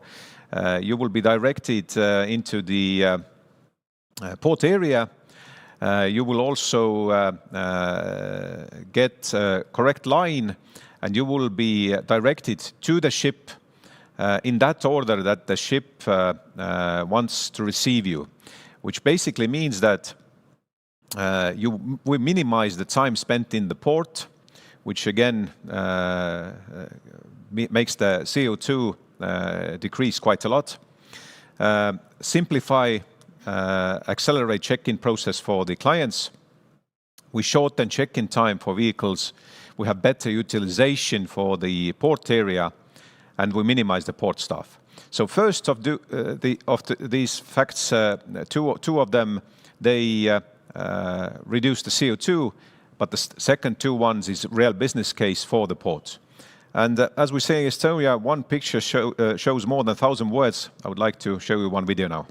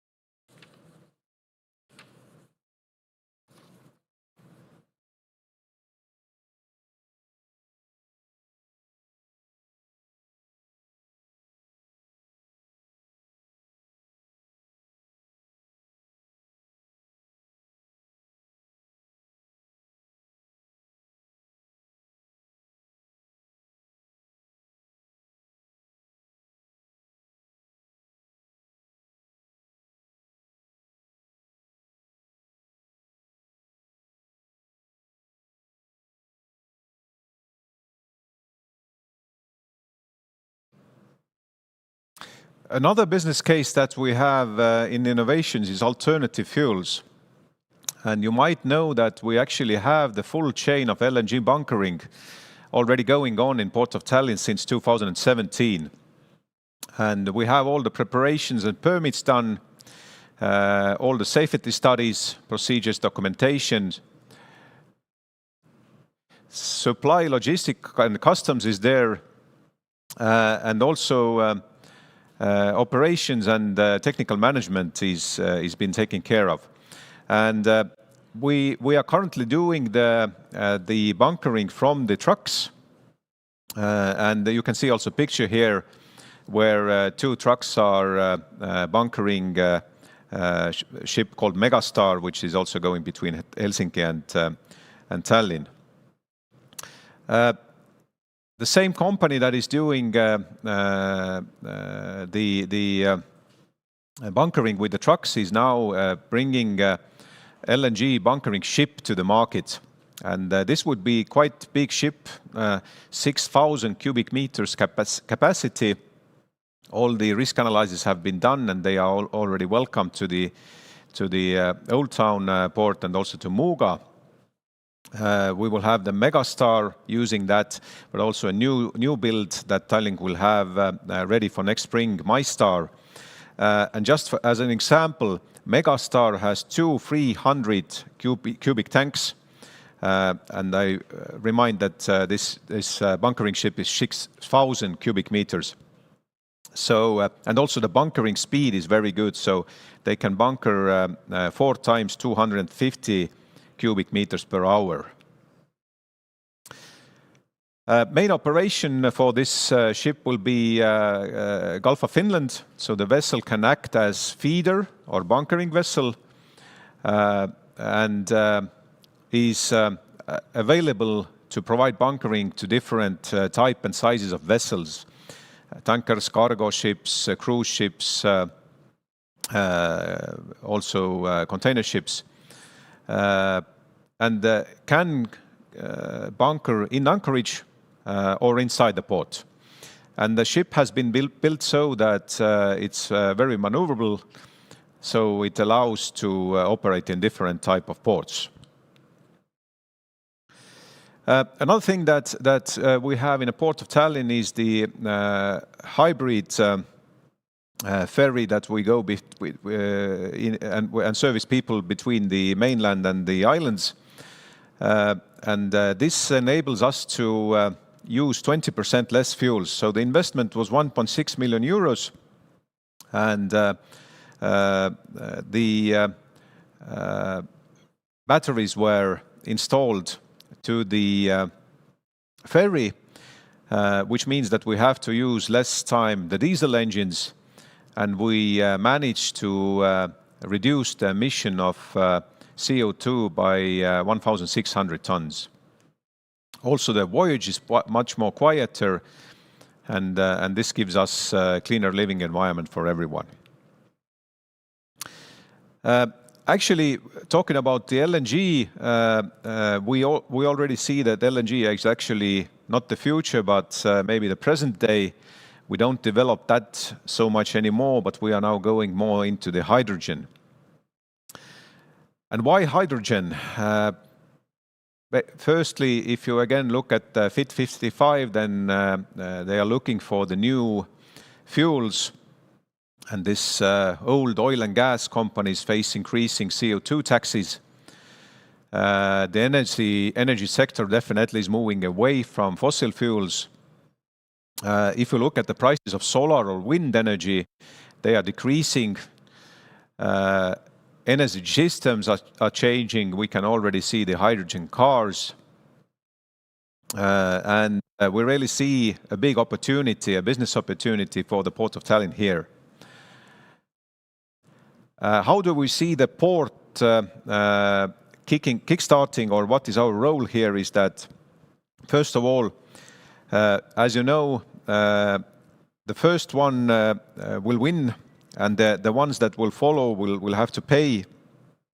So we strongly believe that we have to kickstart this hydrogen value chain, and also have the end users there, because the ones that will win from there is the ones that have the whole chain covered. Then we, of course, want to be the infrastructural backbone. So we have the quays, terminals, bunkering, cooperation with other ports and end users. Also, we want to facilitate collaboration within the port area, liquid bulk terminals, for example, but also port tenant users. We plan to operate vessels based on hydrogen, and also maybe internal port logistics could be that. And the end goal would be actually to become the Baltic hydrogen hub. Another project that we have with the hydrogen and supporting that is onshore power for the cruise ships. And as you know, there could be about 5,000 persons on one cruise ship. By Estonian measures, this is average sized town. So we have really problems with grid power and connection power. And what we are thinking of doing is bringing in the power lines, but 16 hours we have to create hydrogen from there, and then 8 hours we can pay it back to the cruise ships. I already talked about the new builds that we will have on hydrogen, also about the terminals. So to end up this, just want to say another thing, that we are also participating in first autonomous vehicle in the port of Tallinn. This will not be a passenger vehicle, but rather a garbage disposal and detecting oil spills. But in 2022, hopefully, we will be the one that has first autonomous surface vehicle available. Thank you very much. Thank you, Margus. And apparently there's also a question from the audience to you, so that I would like you to answer. And this is it. Margus, how will you establish that Tallinn is the smartest port in the Baltic? What would be the benchmark or benchmarks you would use to do it? Yeah, I agree that this is a little bit confusing. And you know, another question would be, who is then now the most advanced or most digitalized or most innovative port? But I wouldn't, be so much concerning about this, that how we measure that. It's more than the vision. But also in BPO we have now one group that works with that, and we would like to understand what digitalization or innovations are going on in other ports. And then maybe we can share these best practices, but also inside of that we can see where somebody is on a level of innovations. Thank you for that. And I'm pretty sure we can talk more about that in forthcoming panel debate. Absolutely. That will start in just a few seconds, and Margus will moderate it. Thank you.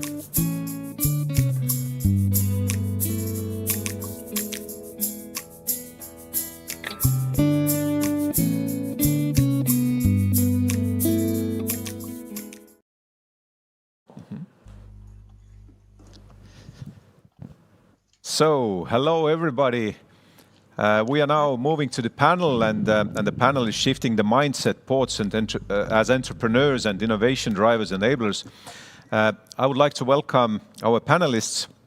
Ingrid Boog-Sastre, official Global Strategic Networks, Hamburg Port Authority. Ingrid started her career in the maritime industry in 2012 at the port of Barcelona as a supervisor of the turnaround of cruise ships. In 2015, she set her sail to the port of Hamburg and worked for the cruise terminal operator Cruise Gate Hamburg. And since 2018, she has been working for the Hamburg Port Authority in the strategy department, coordinating international initiatives and organizations. So welcome, Ingrid. Then we have also from Port of Hamburg, Melanie Eterhoff, innovation consultant. And she has started at the Hamburg Port Authority in 2011 as a trainee, and after 8 years in the Human Resources Department as a recruiter, she is now responsible for ideas and innovations in the strategy division. Then we have Managing Director Port of Turku, Erik Söderholm. Erik Söderholm is CEO of Port of Turku. He has a long career in managerial positions in both domestic and international logistic companies. And over the years, he has become familiar with land, sea, air, and rail transport. And he's also a member of the board of the Finnish Port Association. And then Thomas Gilling is Director of Marketing and Customer Experience for Port Solutions in Konecranes. And Thomas, his equipment you can find in probably every port around Baltic Sea, and he's heading marketing, communications, and customer experience for the Port Solutions division. We have managed to make this panel into 4 parts. So first we are going to tell you how we're going to do this through energy and emission-saving technologies, then through automation and digitalizations, then through driving innovation, and finally we talk about new business opportunities. So let's start with Melanie. Melanie, EU aims to be climate neutral by 2050. What do you think? Is this realistic target, and how can ports set positive example for that? And can you name some other ports except Hamburg Port Authority that you actively work towards getting the climate neutrality goal? Yeah, thanks, Marius. Let me first extend my appreciation for having me today in the panel discussion. You're welcome. So the goal ambitious is ambitious. By this reason, it is important that everyone is pulling together and starts implementing the measures promptly. One example of a step in the right direction to be a positive example is a memorandum of understanding between a number of the northern range ports. It refers to onshore power supply as well, about the importance of the OPS and other arrangements we already heard in the previous presentations. So with our port partners, Antwerp, Bremerhaven, Europa Port and Rotterdam, we commit to maximizing the use of OPS for the large container segment by 2028. While OPS is not a solution for all berth or vessel types, it can be a very effective solution for reducing vessel emissions at berth in specific cases and settings. So through collaboration, it is possible to create a coordinated approach to OPS to reduce investment costs through knowledge exchange and best practice sharing, as you said already.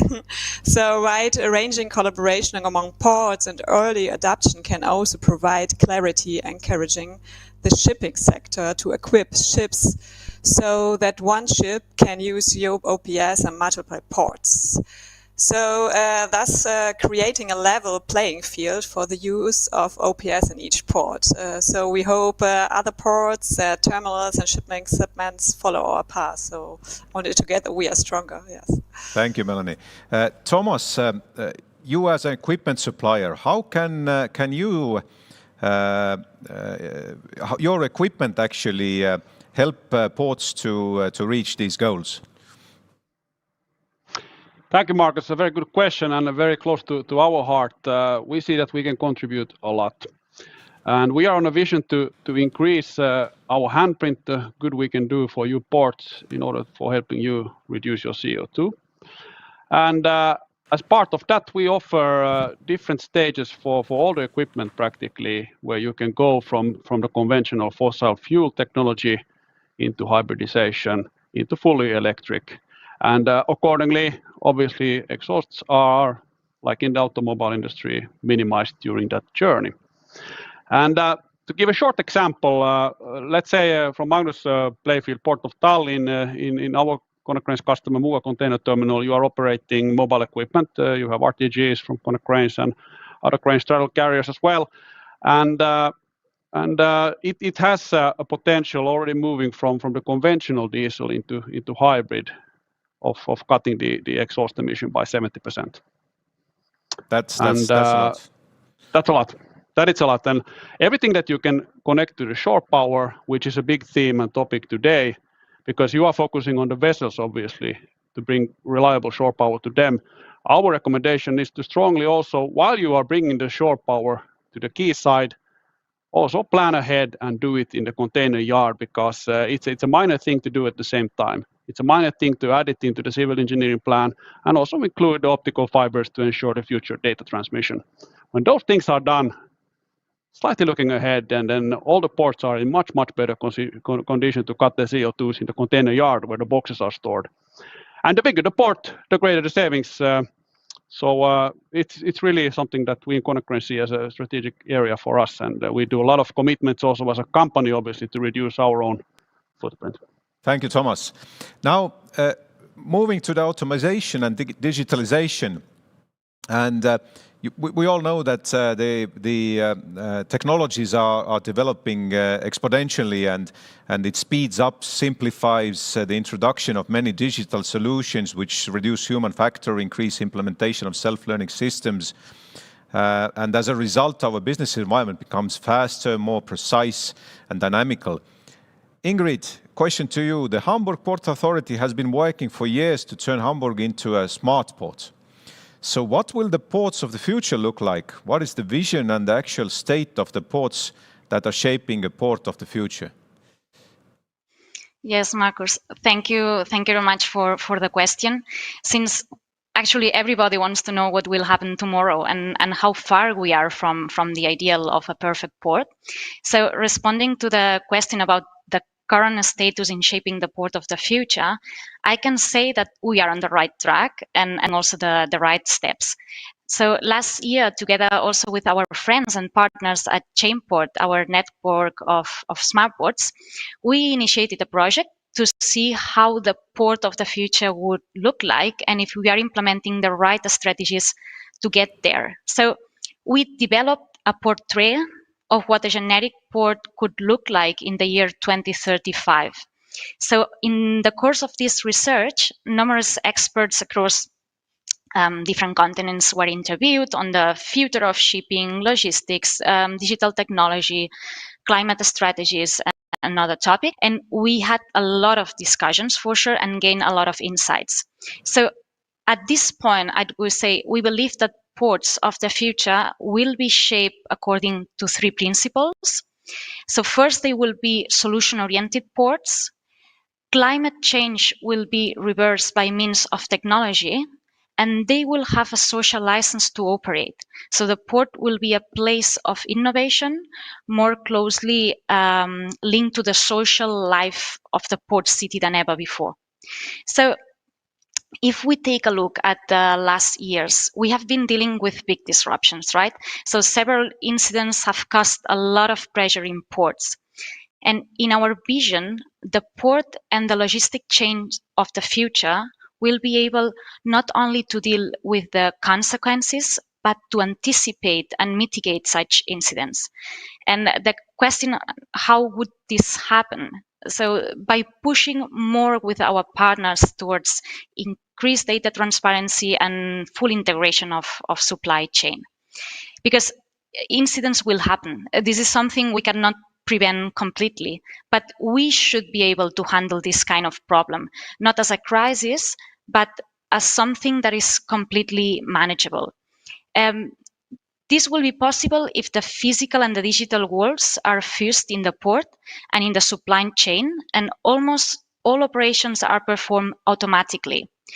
And we translate this by using the terms of infrastructure.io, meaning that a port is a melting pot for physical and digital infrastructure. Or better said, a place where artificial intelligence, quantum computing, and decentralized data technology are at home.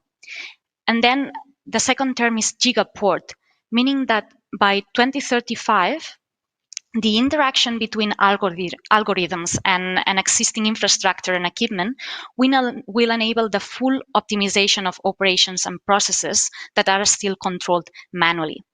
So, however, one aspect must be kept inside, because due to the use of these new technologies, ports will require a significant expansion of the digital security infrastructure, or what we call digital trust.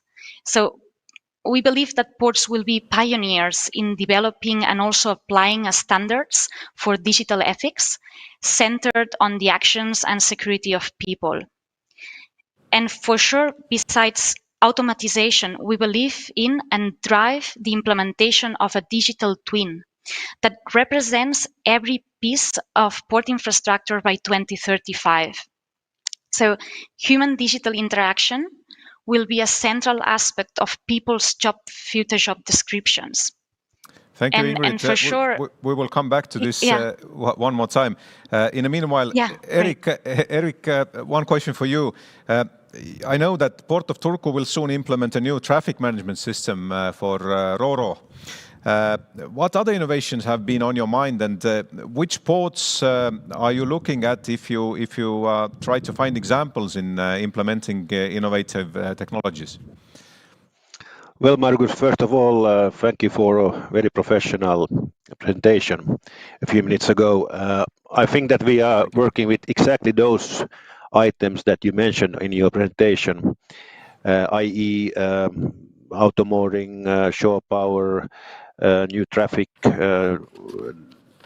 management system, redirecting the traffic from and to the ports, the smart port issues. We have all that on the table now. That's one could say that we are late, but on the other side, I'm happy to be in this position because now we can go to the latest technique on these matters, and we have just decided to invest almost 200 million euros to rebuilding the port of Turku. So I'm very curious to come over to Tallinn as well to see what you are doing there if I'm invited. Oh, you're and very we well. are, Yeah, thank you very much. You are invited right now. All right, thank you very much. And I'm very happy to go to all ports available to see what people do. So I'm very humble in this stage, open to all ideas, and our whole team here are waiting for the project. And it's always nice to come a bit later because then you get the experience from other people. But all this is very much on the table, and that's not all. I still believe that one of the major issues is the hinterland. Not talking only about rail, but also about road. We can do whatever we like in the port if the hinterland doesn't work, and that's always an issue. I believe in all countries. We would all like to use rail more, but if the capacity is not there for us, then how can we do that? So there are many items outside the ports that we should look at as well. Thank you, Erik. Thomas, Ingrid mentioned safety. Also, when we talk about automation and digitalization, what is your view on that, and how important is the safety issue on the automation digitalization for the Konecranes? Yeah, I echo a lot of what Ingrid said, and safety is at our core. It's our priority number one in our culture, and the potential when you digitalize and automate this is vast. We put things into controlled environments, and we are able with technologies that enables the conventional operators of equipment being relocated away from the equipment to remote operating centers. That alone is a huge safety improvement.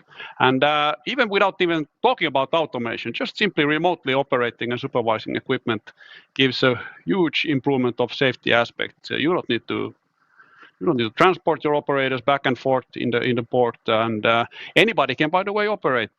Not only those who are capable of walking. So it's an equal job opportunity improvement, definitely, in a very conventional profession, which is good. Absolutely. Safety is a driver, and when you do automation, when you do digitalization, it's a win-win. So you see this more than not as a risk, but as an improvement possibility. Definitely, huge possibility. Thank you. Then we move to the third part, which is driving innovation, and I think it's not a secret that ports and shipping industry is often seen as a stagnated industry, but we see now that the industry is waking up, and we have a lot of challenges that we have to face. And the change that we have is based on new technologies and innovations. Particularly in the organizations where the management and everything has been very conservative, the cultural change is critical for these kinds of innovations. Melanie, the Hamburg Port Authority is a good example of innovation leader, has recently been recognized by the Home Port Project, among others. And this year, Hamburg won the International Association of Ports and Harbors World Port Sustainability Award in the category of Community Outreach and Port City Dialogue Social Dimension. Can you tell us how home port contributes to driving innovation? Yes. Yeah, you said that. Like any other harbor, the Port of Hamburg faces several challenges, from competitiveness to environmental issues to a growing demand for innovation port management practices. So in order to meet these challenges and promote the innovation of products that are made in Hamburg, one open space is needed to be able to try out cutting edge and hardware intensive systems under real world conditions. So the HomePort concept fulfills these requirements by designating and providing test areas, also so-called maker spaces, as well as creating an inclusive stakeholder community in the heart of the port. So in addition to space requirements, we also need to establish networks and adopt a co-design approach to transformation, working together with citizen, ambitious port stakeholders, science and startups to achieve the best solutions. So we all need to find answers to a number of questions like what comes after the end of the container age? What alternative utilization concepts are there? How high is the acceptance for the deployment of autonomous systems on land and sea, in the sky? So what can a sustainable and low emission port of the future look like? So the Hamburg port, the home port, serves as a maritime lab where the port of the future can be discussed, designed and developed together with port stakeholders, startups and research institutions. This is how we want to shape the maritime economy and port of the future together today. Very interesting, and I really can see why you received this award. That it really sounds that you are kickstarting the innovation there with all the parties involved. Thomas, how much are your clients demanding or let's say helping Konecranes along in developing innovative products and services? We have a constant cooperation. Can you hear me, by the way? I think my image is freezing. Can you hear me? Yeah, we can hear you. You can. Excellent. So let's pretend my face is also moving. We are constantly working close with the ports and container terminals when we develop things. That's the only way we can really do the right thing. And we have great examples of let's take innovation from a technology aspect first. I think one of the big investments that ports need to do in order to become digital and in order to consider automation is obviously to look into the infrastructure of the network in the port. Without connectivity, you can't build on that. And on building up different connectivities with 5G, LTEs in ports and industrial mesh and different kinds of things, we have successfully tested what we can in Konecranes facilities, but really to do it with customers, we get the real learnings. And we have great examples of that, testing different networks together with network suppliers, making sure that everything works also when you scale it up.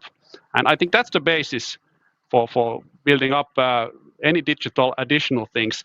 And ports who are conventionally investing in that with a lower budget and they buy Wi-Fi routers from Carrefour, and I encourage them to reconsider. Connectivity is really king. And then building obviously cybersecurity around. Not to talk too much, but then the environmental angle. And I realized there is a challenge to funnel investments into ports to support environmental investments. And there we work together in the US and recently were awarded EPA, which means that essentially the ports in US are allowed substantial support from the state, from Biden's fund, to invest in this case, in hybridization of equipment, which means that the whole business case changes to a very favorable thing. And there we work together with the customer. So really together getting it certified from a third-party authority, which is typically required, and proving that this really saves. It really cuts CO2. So yes, we want to work with the ports and we do it all the time. Thank you, Thomas. Excellent. And I'm pretty sure that with this Fit 55 coming, we will see more and more of that in Europe too. Now, Ingrid, when we talked before this panel, you mentioned social license to operate, and I would like to ask you, will the transformation of ports' roles contribute to the social license to operate in the long term? And can you also a little bit explain what is this social license to operate? Yeah, sure, Marcus. Yeah, and this is actually also a question which we intensively discuss with our partners at Chainport and also for sure with our stakeholders in the Port of Hamburg.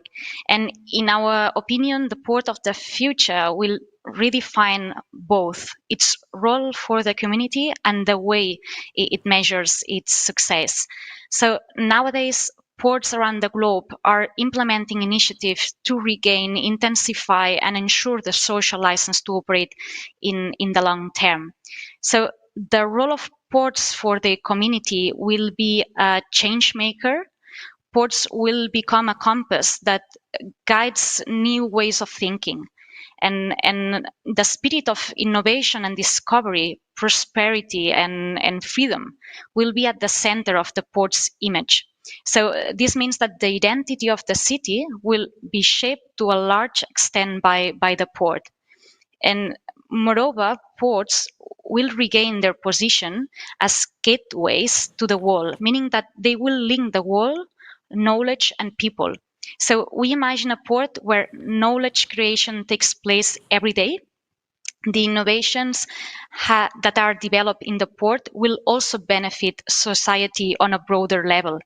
And we think that the ports of the future will unite the demands of the planet, the economic, and the society. So in Hamburg, we'll continue to implement our well-established strategy of attracting sustainable businesses to locate in the port.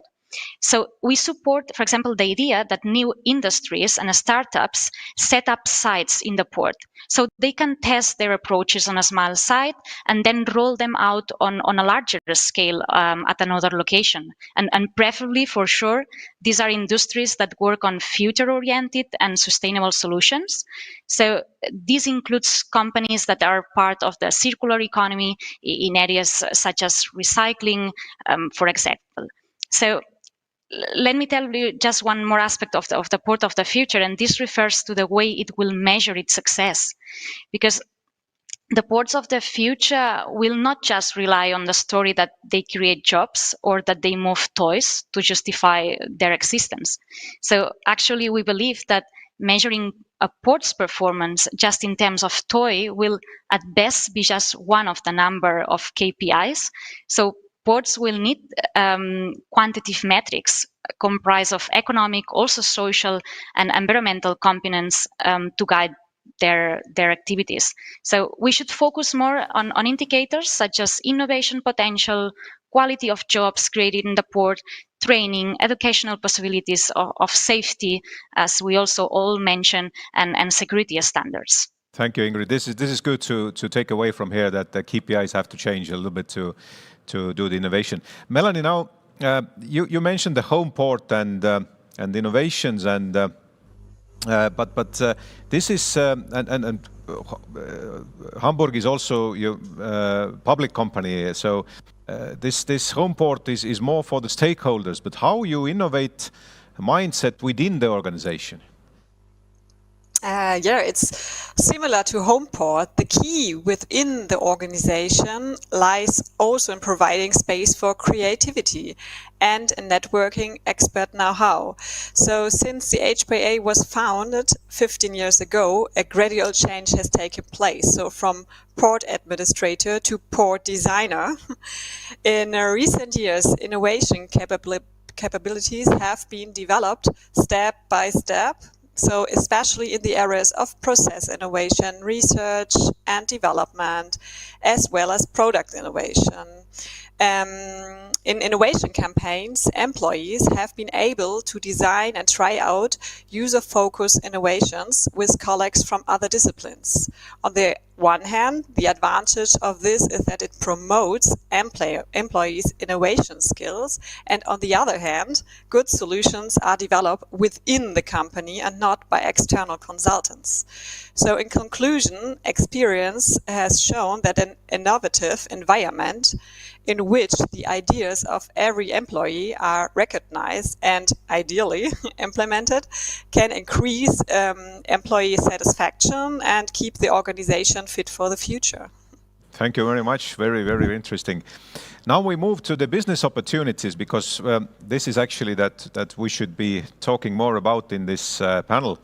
I don't know, Thomas, do we have you back or? Okay, then we move to Eric, and Eric, my question to you is, if we talked about energy emission and saving technologies, automatization and digitalization and driving innovation, then if I would be a pessimistic client, so said, then I would say it all sounds very nice, but also sounds very expensive. So how do you see, in case of ports, building a value proposition on emission-saving technologies or automatization and digitalization, is that easy, or is it still quite difficult? Well, I think the issue is the location of the port. I mean, if you take the LNG terminal as an example, in our case in Turku, we are located in the heart of the city. And that didn't enable us to build a terminal here in Turku, i.e. the LNG is loaded on the Viking Line ships in Stockholm instead. And they are using loading the Viking ships by a boat, LNG, about the one you actually presented a few minutes ago.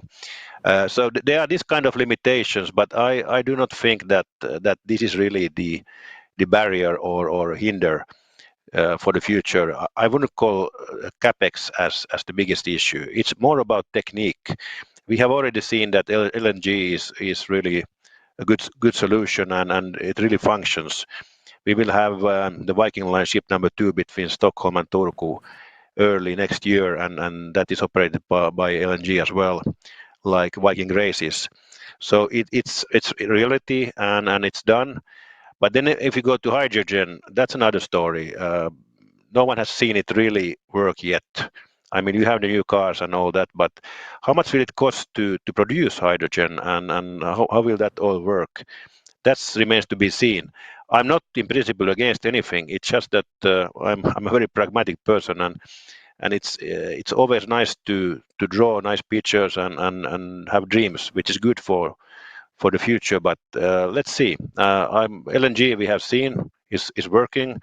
Electric driven cars are working.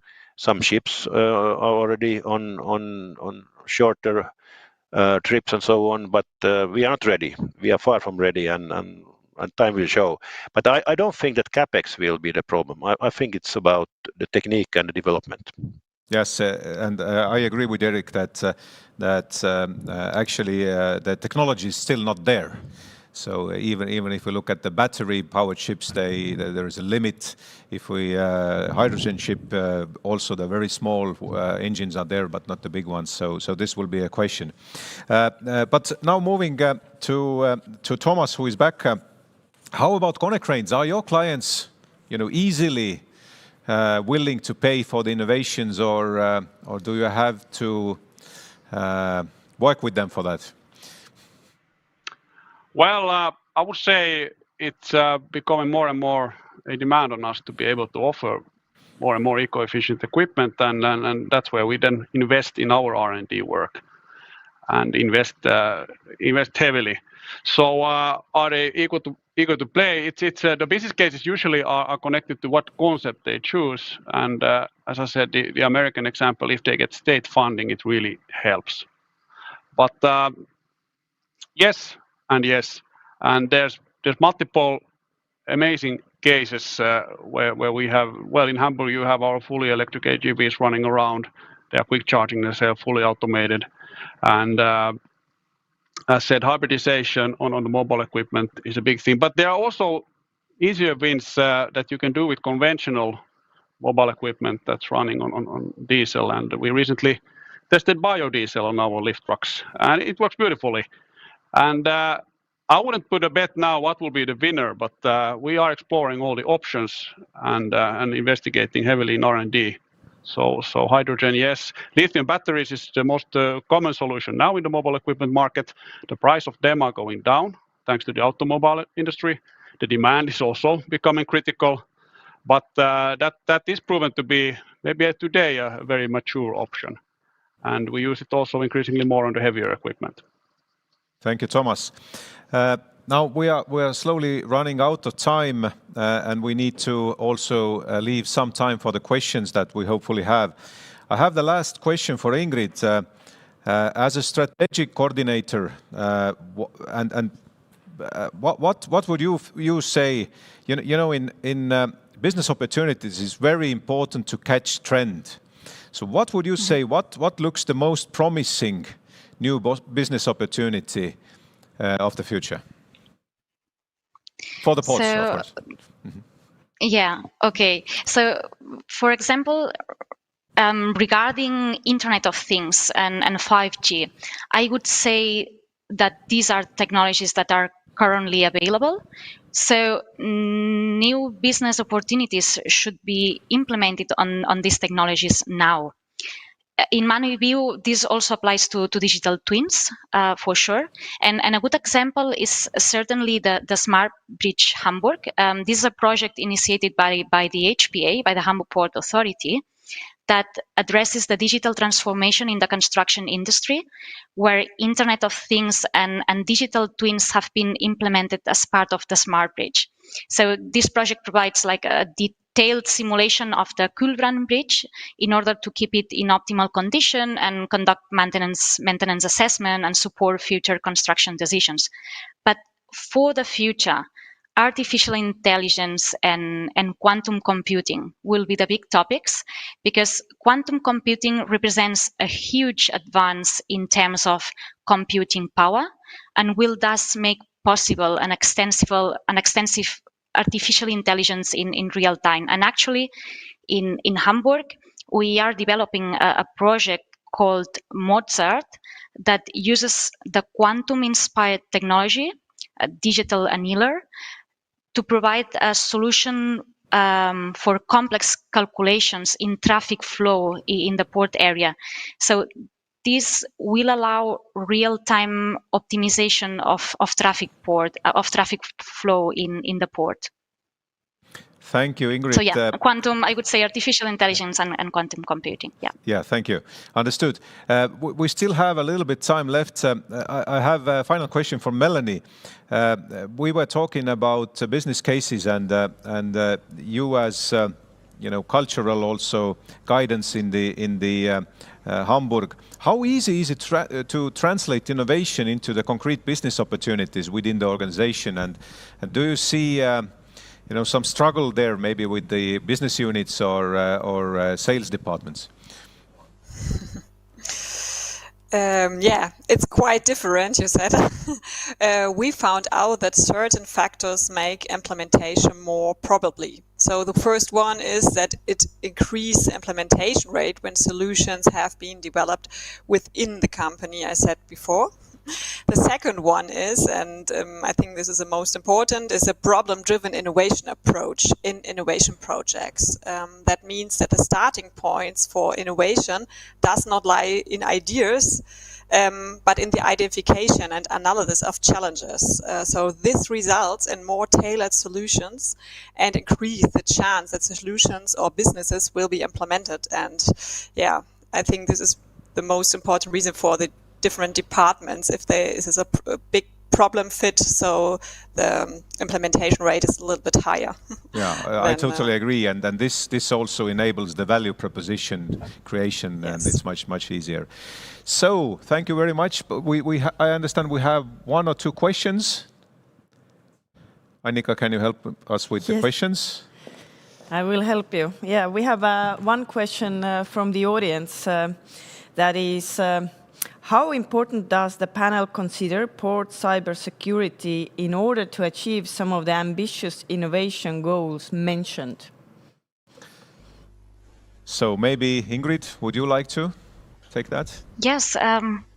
Yeah, sure. I mean, as I mentioned, this is something I talk about it like when I talk about the port of the future, but this is something that we are actually here in the Hamburg Port Authority working very hard. It's an important point if we want to achieve, a smart port and a secure port for sure. And as I mentioned, the most important thing also in terms of cybersecurity is also the term digital trust. So we believe that we have to invest also on creating this security also within the people working in the port, that they know the risks, and so we have to to train them to know where are these gaps. And for sure, this is one of our priorities. I can just highlight this cybersecurity, and I'm sure it will be also one of the priorities for most of the ports right now. Thomas, do you want to add something on that? Not as a port, but as a equipment producer. Yeah. I think.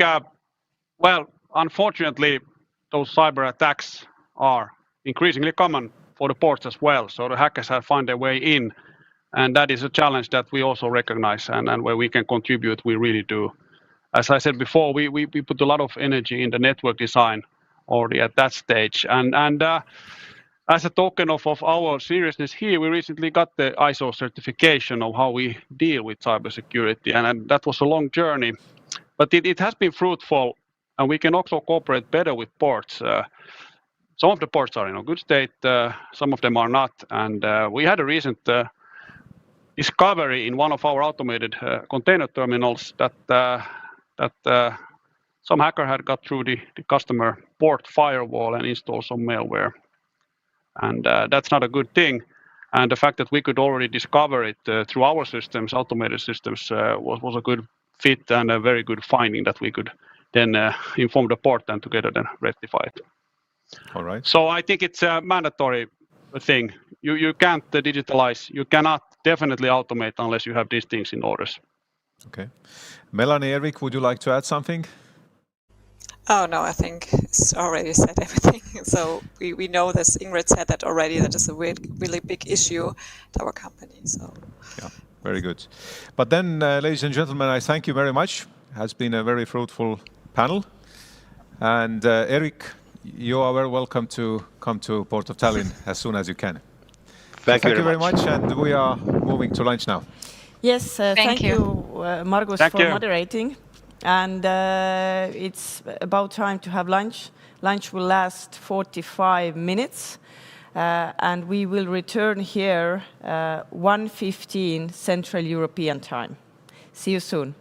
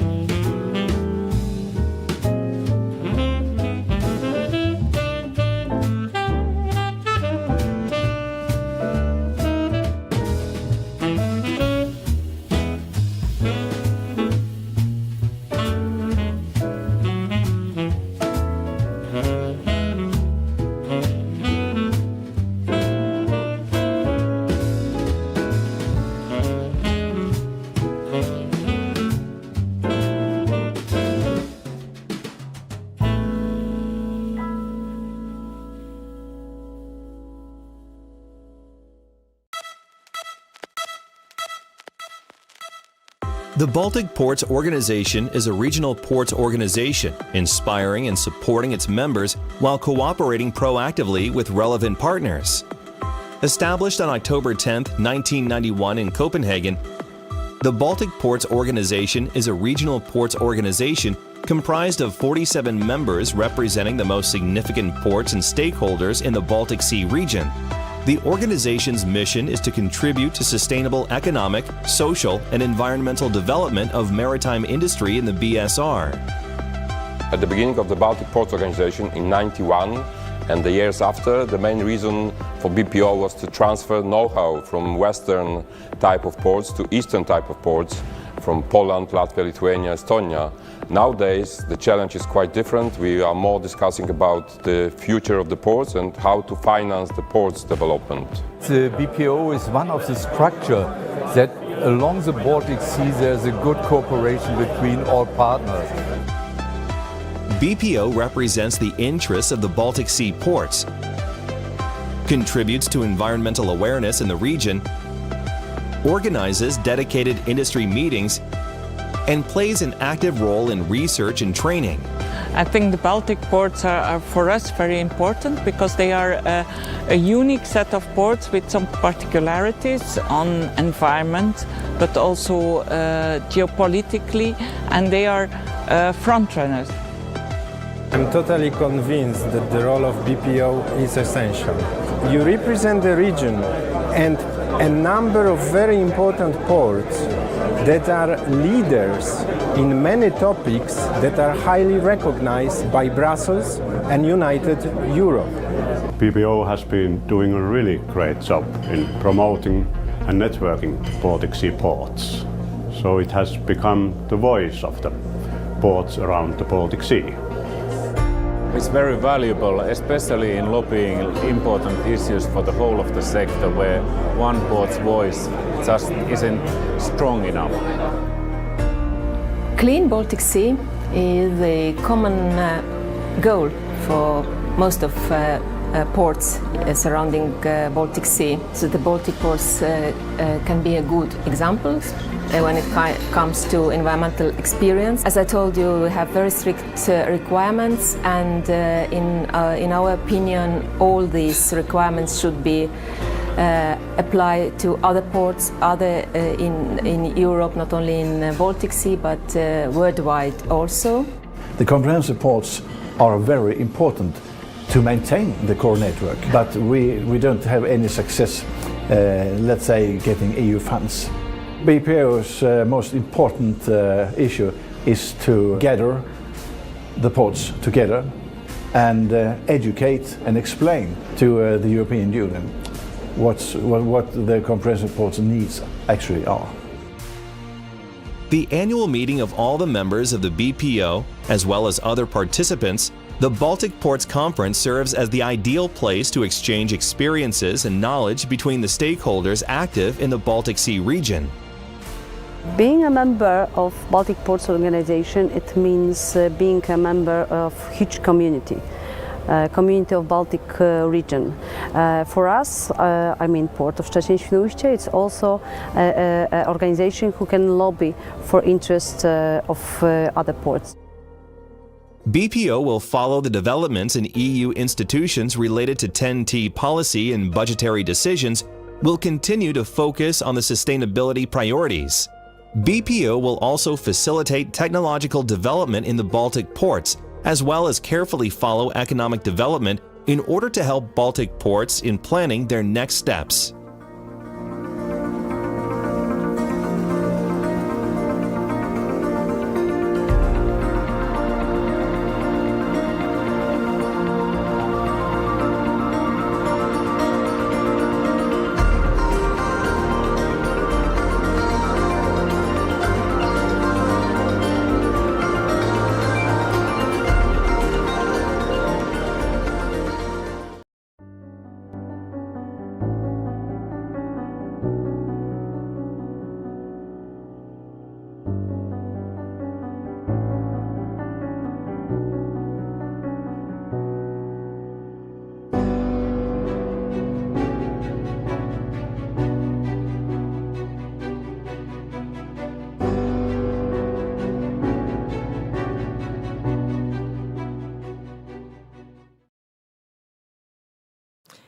Welcome back to the Baltic Ports Conference. We're going live from Tallinn once again. Third session is about to start, and we have several experts from 3 ports joining us: Esbjerg, Oslo, Helsinki, and also European Ports Organization and Baltic Ports Organization.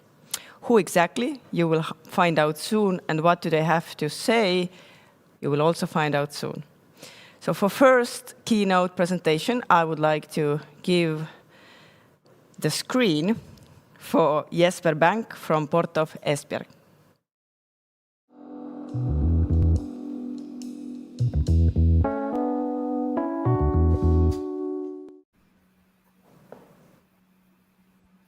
Yes, hello, and thank you for having me on this panel.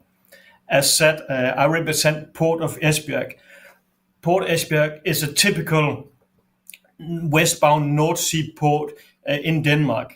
At an international level, we are a small port, but in a Danish context, we are about the largest in Denmark. Looking at our activities, we do have row services, 6 liner services calling the port, connecting us to 25 cities. We are an oil and gas service hub for the Danish oil and gas sector. We have project and bulk activities. We have a fishing industry, and also, obviously, which I'll focus on in this presentation, we have a renewable energy activities. Actually, when we look at renewables, we are the epicenter of offshore wind. Looking at our volumes, we have a turnover in terms of cargo about 4.3 million tons per year. Ro-ro activity accounting for about 40% of our physical activities. But if you look at the finance side, the energy sector is about 50% of our turnover. Looking at one of our specialities without offshore wind is also being a car terminal port. We do about 50,000 cars imported every year. And if I zoom in and focus on offshore wind, as said, we are the epicenter of offshore wind. We have been involved in more than 55 projects, exported more than 21.5 gigawatt of offshore wind, primarily to the North Sea area, but also to the Baltic Sea area, and having handled more than 4,200 turbines at the port. These activities have obviously had a tremendous impact on the port. And let me just stress one of the effects of this transformation, going from a traditional fishing port to this energy port. Looking back, if we look at this, going back to the 70s, we had about 10,000 jobs in the fishing industry. There was a rapid decline in the fishing industry, mainly due to overfishing, sea level temperature rise, and the industrialization of the fishing industry. But in the 80s and 90s, energy entered into the port. First of all, oil and gas activities. And from year 2000, we have seen a number of jobs within the renewable energy, mainly turbines, rising rapidly. So the number of jobs in the area today is larger than it was 40 years ago, but now it's much more related to energy. So Port Esbjerg is truly an energy port as it is today. So turning into the topic of today, talking about the energy. I have rephrased or phrased the question to being how to make ongoing business development and how to have a viable job creation situation. Let me start by putting some of the facts and some of the real challenges within these business areas up to you. This is mainly based on our activities around renewable energy in terms of wind turbines, but also on the new technologies around power to X. These industries are unmature businesses and unmature technology. These are new industries. So having standards and working with experience, this is still in a steep learning curve. So making a dialogue with this industry is quite difficult to make it stable because these industries are still unmature. Another fact about these industries is that they are tender and project based. So having a pipeline of projects, for example, in the offshore wind turbine, is very, very difficult to create. When it's tender based, you either win the project or you don't, meaning that the pipeline is not existing. You might be able to see 2 or 3 years ahead, and that's it. And these industries, whether we talk about power to X or we talk about renewables, is difficult to mix with other port activities. The renewables, when it comes to turbines, are very large, high and heavy, making it difficult to mix, for example, with a car terminal. And the power to X and gas activities, there are restrictions and therefore very difficult to place within other activities at the port. And finally, to mention the strategies, the strategies around the offshore, the energy companies are going for low cost. So there's no goal at the end of the rainbow. This is a tough business to be in. Having said this, nonetheless, there are tremendous opportunities if you can grasp and you have the right approach. And I'll tell you a bit about how we approach this in our port. So first of all, looking at the companies, each company has a tendency to focus on own activities, and this is understandable. But there are great synergies to achieve if someone, as a port, could build up a micro symbiosis system, meaning that mapping out all the activities around energy in a port area, both existing activities, but also to come activities. And we did that at Port Esbjerg. Obviously, mapping the port itself of activities were kind of easy. But we went also back to the hinterland. We even went to the farming and started mapping out farming activities around the port. We went out to sea and we looked at the oil and gas fields and we looked at the energy islands to come. Mapping all this and trying to find where are the synergies. That was our step number one, because what we wanted to create, where we want to make companies start working together in this system. Having done the mapping, our next step were to approach the companies. And to approach the companies, we kind of had to find a common goal or something that we could be united around. Talking about synergies, most companies can understand this, but again, they focus very much on own activities. In our case, and I would guess in many other ports' case, the connecting factor could be CO2 reduction. We have in our area, in Denmark, a goal of a 70% reduction in CO2 by 2030.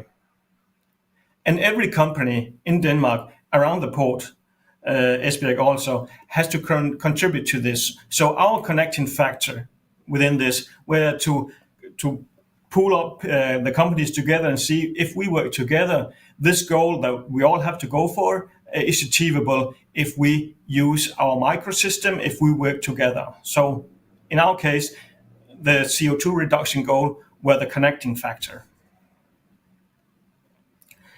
So the next thing that then we had to start having companies work together. And this could be difficult. So we said, what can we as a port do? Our first step were to create these synergies in a in a system virtually. In connection with the technology company Honeywell, we created a grid system overmapping the entire port area and the hinterland and also the seaside,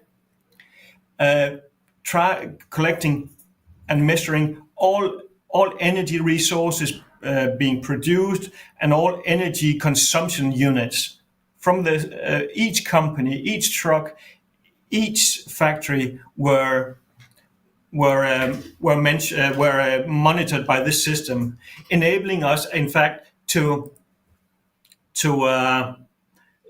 measure the CO2 in each different area of not just the port, but also to the surrounding area. And these data most of them are actually accessible, and some of them we had to go to the companies to get. Our next step, trying to motivate companies, were to get physical at the port area. And we decided in the port in our case, to take the first easy steps. And then one of the easier steps, though still very expensive, is to start the whole shore power and vessel support system. So what we did, we were based on this data collecting system. We identified 10 places in the port where it was viable to create a shore power. And this is what this picture illustrates. So this is where the first place where we physically started to working with companies and trying to activate the companies. Yeah. Also a physical initiative that we took together with companies were using biomass, energy from biomass, and using power from wind turbines, putting into the grid system at the port. As it is today, all electricity used at the port and in the shore power units are based on renewable energy. This is done in cooperation between the companies. So these are some of the first steps that we have done physically together with companies and trying to create this microsystem for green energy. Looking at the number of jobs that we have and the projects that we have at the port today, we have a tremendous amount, more than 50 projects, large and small, in the port area. Companies working together, ports working together with one or two companies, or many companies working together within wind energy, shore power, fuel cells, power to X. A lot of these activities, which you know, these might be very small initiatives, at least some of them, but they are very strong because it's created in this environment of working together. So they are viable, and some of these projects will within shortly grow very large. We believe very much in power to X activities. We believe very much in the green bunkering of vessels, where there are a huge demand. So starting out by this mapping of opportunities, we started out 3 years ago. Today we are there where we have, as said, around 50 small, larger projects within the green and renewable energy. So as a port, we are a pure landlord. So what is the role of the port? In our case, it has been to envision and visualize the synergies and to create the fundamentals. And in our case, the fundamentals were using technology to have this data mapping of all the activities in the port area. So even as a landlord, having a landlord function, this port has been active in creating the opportunities.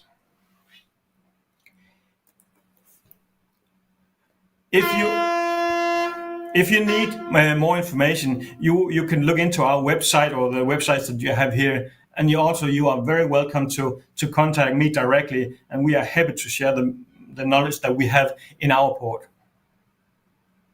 Having said that, I'll be ready for questions. Thank you, Jesper. I think your presentation, especially the ending, was the most amusing so far and proves that we all here together, well, except me, are part of the port ecosystem, because we heard the sound from your back. So just one question to you, that looking back at the last year, that the 2020, that was difficult to all of us, was there anything specific that you had to change in your port, or perhaps even investments you needed to either stop or put on hold just because the future was so vague? Both yes and no. Generally, I would say that financing for the renewable energy or this sector is viable. The problem is mostly having the pipeline of projects.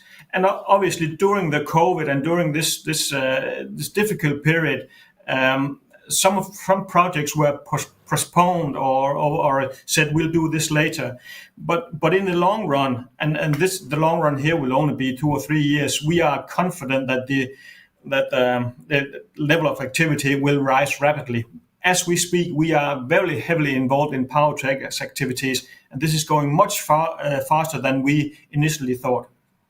I've also heard that your country has the highest level of vaccinated people. Therefore, can we say that most certainly you will not have any restrictions that would stop your port to go forward? Officially tomorrow, this is no longer a pandemic in Denmark. So tomorrow in Denmark, all restrictions or measures will be taken away. We know still, because we are traveling to UK, Norway, and where there's a situation right now. So things are still difficult, but on this side, we are quite confident that activities will grow also quickly, at least in Denmark. Well, it surely is good to hear that there's a comfort coming, and I hope we will all get to the same point. Thank you for joining us, and we will move on to the next panel discussion. And now we will have 4 people joining us. One of them is here in the studio with me, Bogdan Oldakovsky, the Secretary General of Baltic Ports Organization, will soon join me on stage.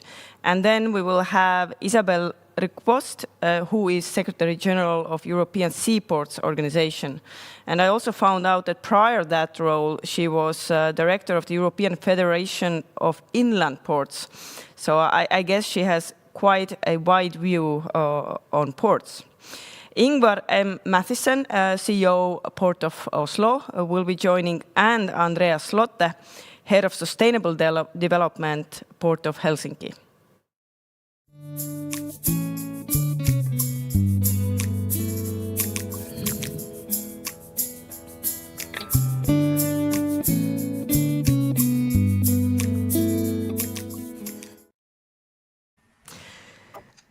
Welcome.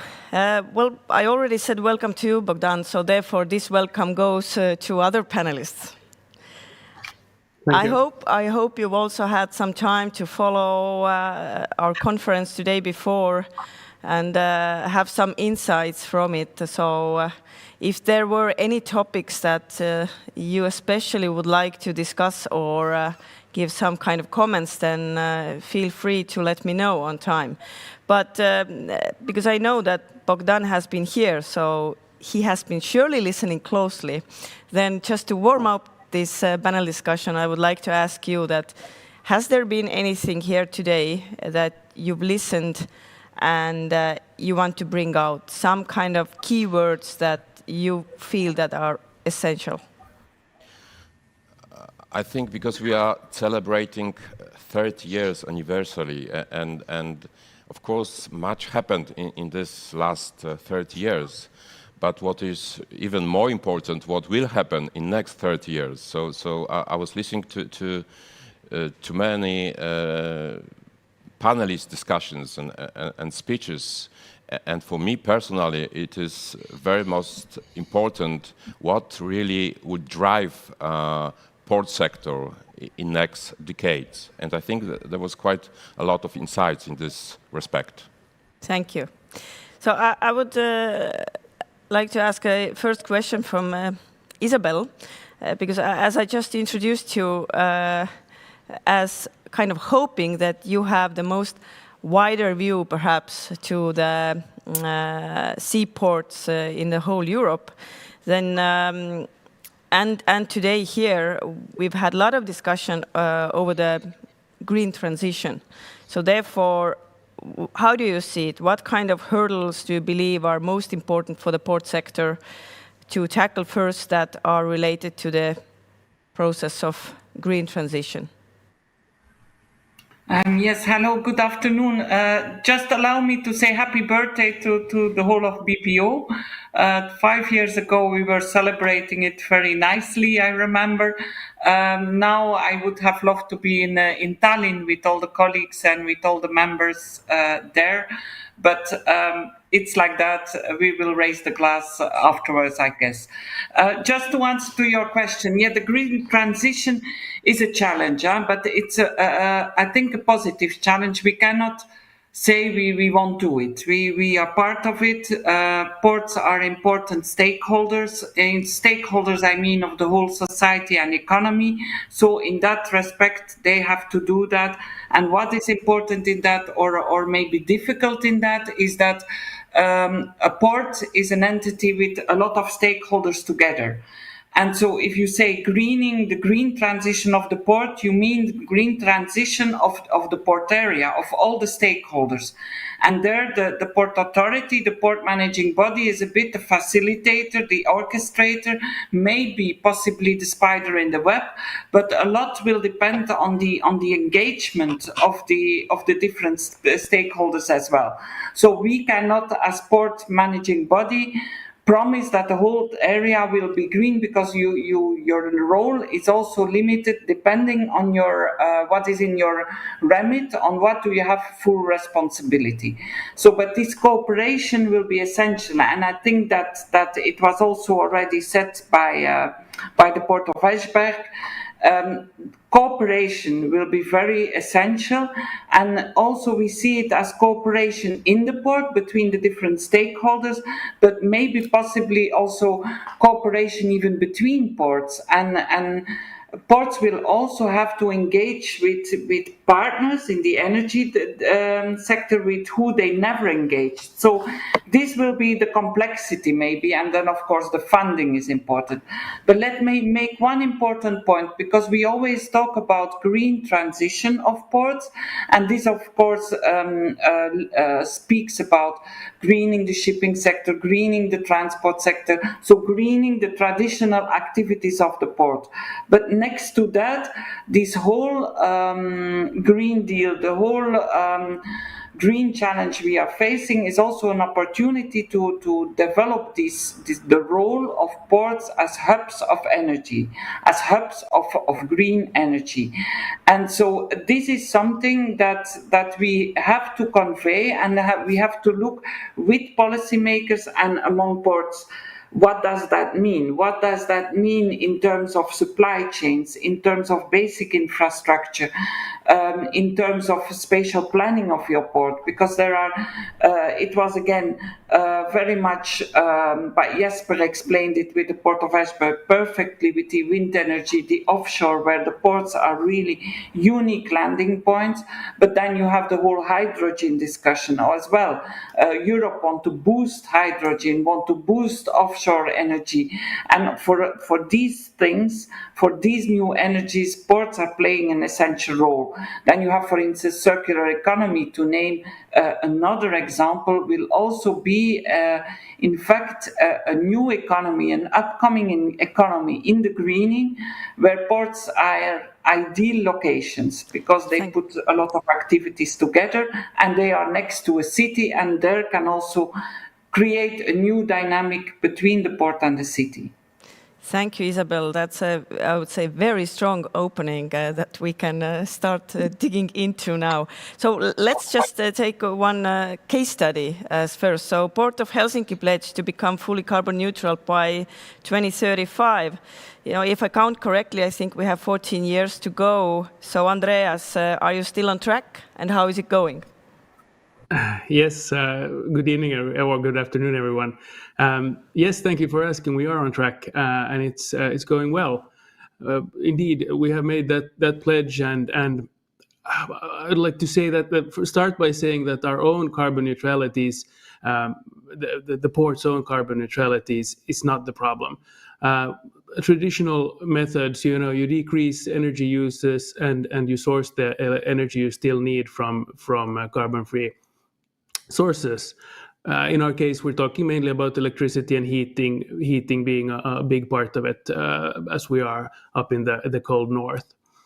I'm not saying it's not a lot of work, but the path, sort of the roadmap, is pretty straightforward from our point of view. But the bigger challenge, however, as Isabel just mentioned, is not only the port authority or the company in the port, but it's the society as whole. And our carbon neutrality program focuses on the whole harbor and port area. That includes a number of different actors, and those are, of course, actors over whose emissions we don't have direct control. Vessels are a huge part of it, of course, and we're going to talk more about that later, I think. But there are other actors as well. You have stevedoring companies, heavy machinery, heavy trucks, and these are all questions that, of course, can't be solved by the port themselves. The port of Helsinki cannot solve the heavy transport industry on land, for example, even though they are a big part of the total emissions in the port.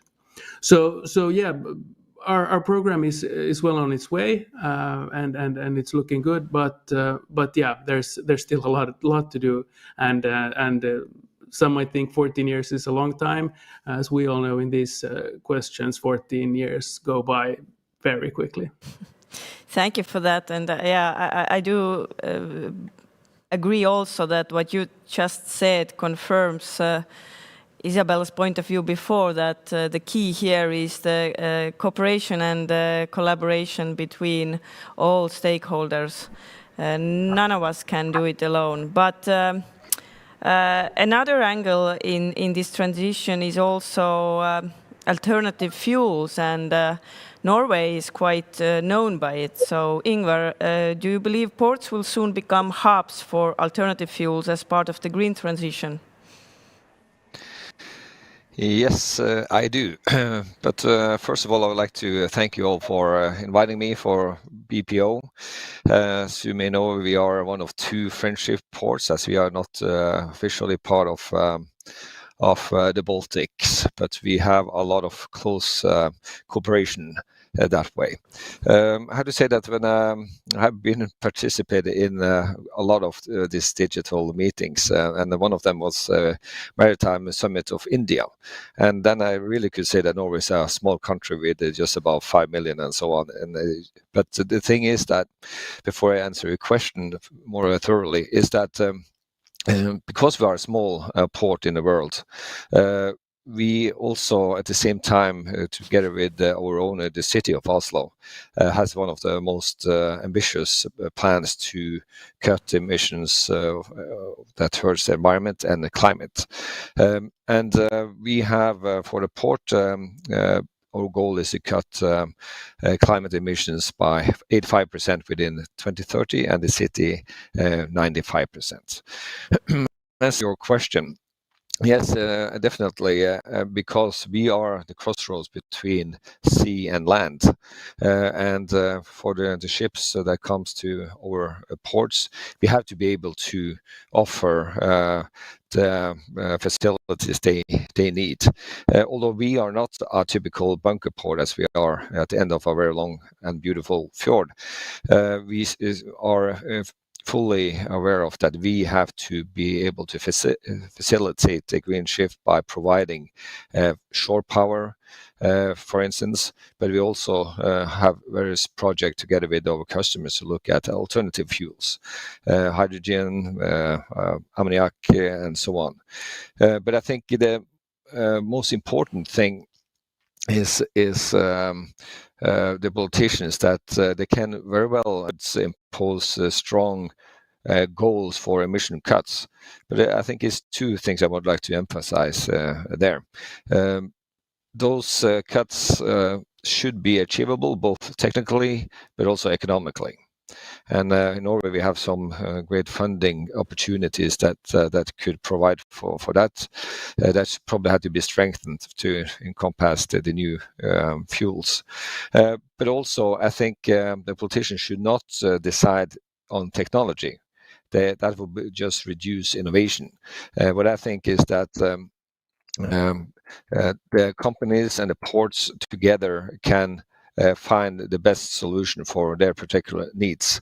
But we have a challenge in the Port of Oslo is that we have soon moved away from about 50% of the historical area of the port. So 50% reduction. At the same time, we have a 50% goal to grow the business in tons, and then we're going to cut 85% emissions. So we have a huge, a challenge, but we are taking it with both hands. But what we see that, for instance, windmills and Esbjerg and all the ports are very well suited for that, but we don't have the space for that.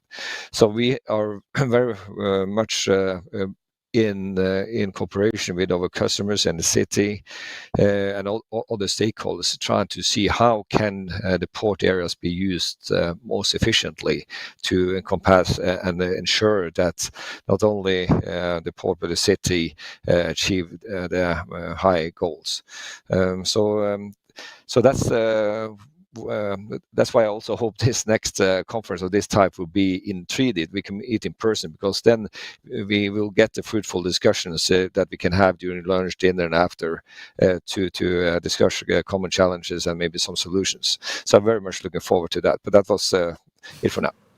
Thank you. And as you mentioned the word fruitful discussion, then I just wanted to remind you that if anyone of you wants to comment each other's thoughts, then just for a second put your finger up, then I will see, and then I will give you a word as the next. Otherwise, I will just take the questions one by one.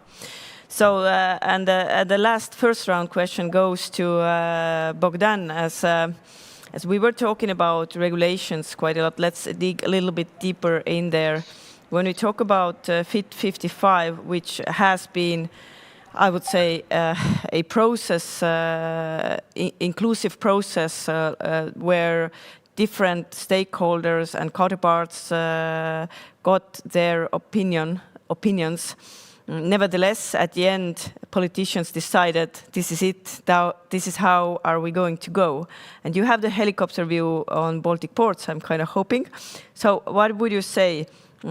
Are our ports ready for it and capable of it? And where do you see are the biggest tackles or problems that we need to start solving at first? Thank you for this question. I think this is a very important one, and there were many other questions in one question that you asked. Yes. If the ports are ready, I'm not sure, but of course ports are following what's going on in a political and regulation world, and they smart people, and they have to adjust within next future to new climate reality. But I think when it comes to Fit for 55, but also European Green Deal as a policy, of course it's a very good approach towards New Europe, if not the world. But that also means that probably in next decades there will be much less fossil fuels in the ports. And we have to know that many of the Baltic ports are earning lots of money on the handling of oil, coal, gas. So these ports have to really think what may happen in next decade and how they can substitute that part of the business to new business. And at the moment, I don't have any advice, but simply it's one of the big challenge for quite a number of Baltic ports. Secondly, when it comes to the proposal from the Commission, of course, there's a strict impact on ports. Simply, quite many ports, according to this regulation, should or must invest in onshore power supply facilities. for container, for RoPax, and for cruise vessels. And it will, of course, cost a lot of money. The question is whether smaller ports would really be able to finance that.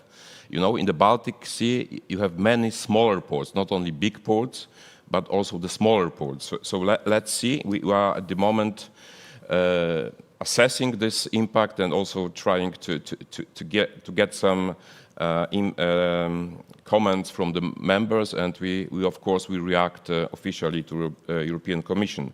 And at the last point, I would like to say that you know, Baltic is the sea surrounded by 8 countries, and one of them is not EU member. And when you implement these new policies aiming at EU members, then one have to think what happened with the competition, because we are of the opinion that we should have equal rules for everybody in the sea. And there are some questions like CO2 taxes on the border, for example. So what happened with the trade? Then, for example, another thing is that the bunker fuel will be similar taxes as fuel on shore, but not in Russia. So what happened afterwards? Will the ship owners go to Russia to bunker there instead of bunkering in some other ports? So you know, there are, and also including shipping in a emission trading scheme. Another question: how much it will increase the maritime transport, and what about if the ship are going to Russia instead of some other Baltic ports? So I think this piece of proposed legislation is, of course, very good one, but we would like also politicians to think about the equal rules in whole Baltic Sea.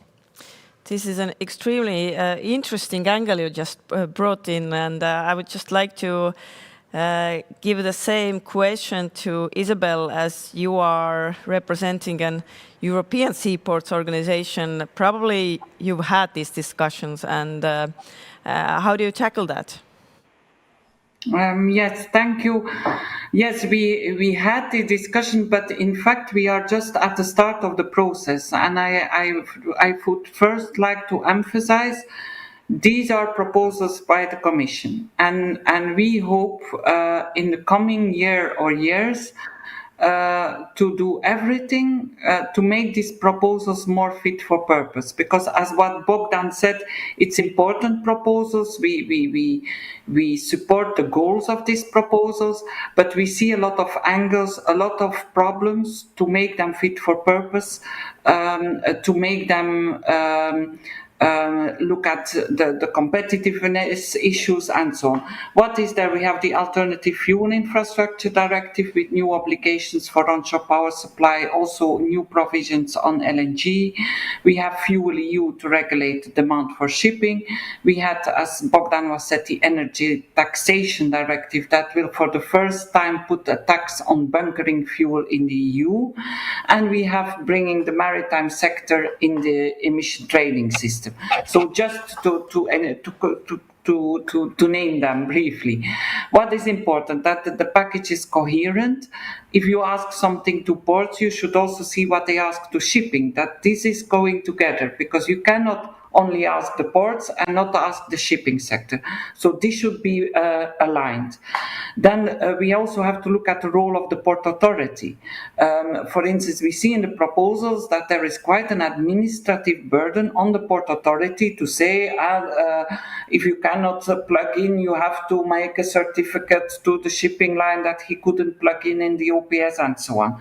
So what is also important, and it was very clear in what Jasper and Ingvar presented about their ports. Also, Ingvar was saying, I'm not Ashberg, I cannot put windmills. This is the diversity of ports, and you can say Baltic ports are different of Mediterranean ports, but even within the Baltic you will have differences. So we need a framework that fits for all these ports, the small ones, north, south, the big ones, and so on. And what is also important is to have a future-proof legislation, because now they will put in rules a lot about onshore power supply, a lot about certain technologies, but technologies is moving forward. And what we need to avoid is that you as a port are obliged, because of legislation, to put a lot of money in certain technologies, and in 5 years' time, what is happening with LNG and whatever, they will say, or with scrubbers in the past, oh, it's not ideal, maybe we should look at something else. So these are very important proposals, but it will ask a lot of work, because, and the last point, and I think for the Baltic region this is essential as well, it was raised by Bogdan, is this competitiveness. Because if you're in competition with neighboring countries, we see some issues. We see it, for instance, on the bunkering, where you could, because if they put a tax on EU bunkering of conventional marine fuels, but you can just bunker outside the EU, you have a problem. The same goes for the ETS, for bringing maritime in the ETS system, whereby this becomes a huge challenge for transshipment ports. Because if you transship outside the EU, then your Shanghai, let's say, EU travel is outside the ETS. If you go Shanghai to a European port, 50% will be taxed of this voyage, like a green tax, this ETS tax. So these are very important points, but we like Bogdan, we will try with our members, and we need one European position on that, because there will only be one European legislation. But we will have to work with Baltic ports and with all the areas to find a compromise and something that fits for everyone. But this will, we will be fit, or try to be fit in ESPO to work on that in the coming years, and do a constructive debate with the Parliament and Commission, because we don't have to say this proposal, that's it. We see a lot of things that have to be improved. Thank you. So Ingvar or Andreas, do you want to comment anything on the discussion we've just had here and on regulations, or shall we leave the politicians alone? Well, I can add something here, as we are not a proper member of EU, but we have all the rules and regulations. But we see one particular part that which might hamper at least the development, because in Norway the ports are like a black hole in the national transportation plans. That encompasses roads, railroads, airports, and also the fairways to the ports, but not the port themselves. So we are partaking in various EU initiatives, but we are not part of the Connecting Europe facilities, which our friends just across the border, for instance, in Gothenburg, can enjoy. So that means that our friends in Gothenburg can get huge amounts of money to make infrastructure investments, while we cannot. So we have to use our own money and in the grants and we can get from the Norwegian government for pure environmentally friendly solutions, but we cannot get anything for the infrastructure. So that could potentially down the line be hamper both the progress that we want to make and the cuts we can achieve. So that's something we try to put on the agenda here. So I think as we are adhering to all the rules to EU, we should also get the benefits. But anyway, I think I just heard Isabel actually in Kristiansand in Norway last week. It was actually a physical conference, a port conference there. And I think it's very important that the work that is done both in Brussels by ESPO, but also by the sister organization like BPO. Because as my very good colleague Arndina Litzheim of Norwegian Port said, it doesn't really matter too much what is decided in Norway, because we will get the rules and regulations from Brussels. And I think in that aspect it's so important that we can find a common stand, because when we stand together, we stand strong. If not, we will be hang together, so to speak. So, Thank you. Thank you. Andreas, do you want to add anything here? Yeah, I think actually the challenges have been pretty well described, especially concerning the risk for carbon leakage and the risk to competitiveness. But as Isabel said, this is only a proposal, and there's still a long way to go. So this is kind of where the work starts in one sense. Thank you. So just I think about 10 minutes ago, there was I think Andreas, it was you who mentioned that you also have to consider vessels and the fact that you ports may have all those proper environmental friendly actions already in the process and in the pipeline, but yet there are fossil fuels operated vessels out there, and they will enter the ports. And currently there is also no 100% solid solution what it's going to take, how it's going to change. So what do you think? I mean, this is a little bit of looking in the crystal ball, but how do you think this will affect in the future, especially the loss of cargo that might happen, and how will that affect the ports? Do you want to take first, Andreas? Yeah, it's a good question regarding the effect on cargo loss. Of course, there's going to be certain cargo streams that will disappear, but I don't see it as a problem in the long run. They will be replaced by other streams, and then we shouldn't forget other revenue streams as well. The Port of Esbjerg gave a good example of branching out, and Oslo did as well. So I don't think that's going to be a problem in the long run. But regarding the future proofing of today's investment, of course, OPS is something that some people are worried about, in the sense that it might become a stranded asset in the future if you have no emission vessels. And this, of course, is a real risk, especially if we're talking, as Bogdan mentioned, smaller ports that really have issues with the funding. The risk of having your assets unused in the future is not one you'd gladly take. So this is, but I don't think we are looking at stranded assets in the future. I think the OPS, if to use that as an example, is going to be a viable solution in the future, because the no emission fuels, whatever they might be, at least in the beginning, are probably going to be very expensive and difficult to come by, lack of availability. So I think OPS has at least a very long run in the ports, if not an indefinite one. Ingvar, comments? Yes, I think this is a very good question, because I think Isabella and some of the other on the panel have raised this issue, because the ports, our emissions and the carbon footprint are just minuscule.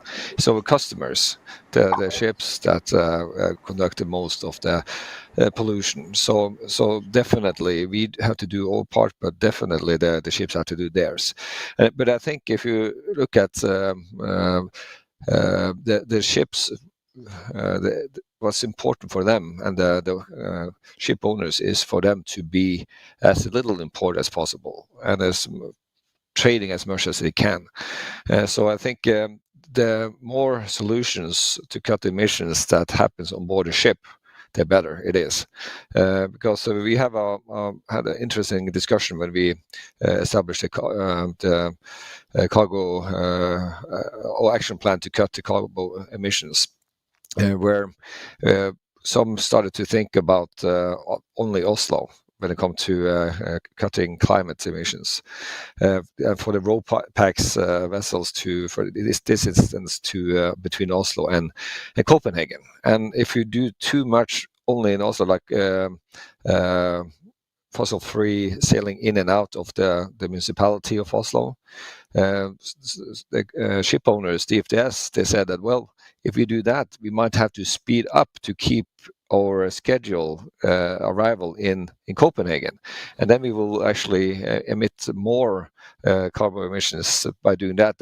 So we have to think the globally as the carbon emissions are truly that.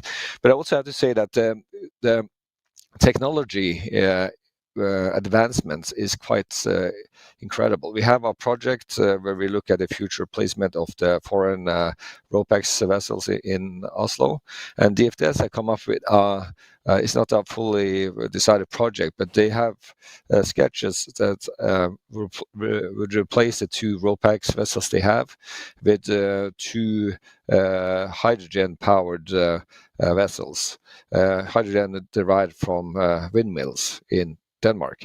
And they have looked at emissions cut this will achieve. They will cut for 1 year about 68,000 tons of CO2. And the total carbon emissions for Port of Oslo and our customers in 2019 was 55,000.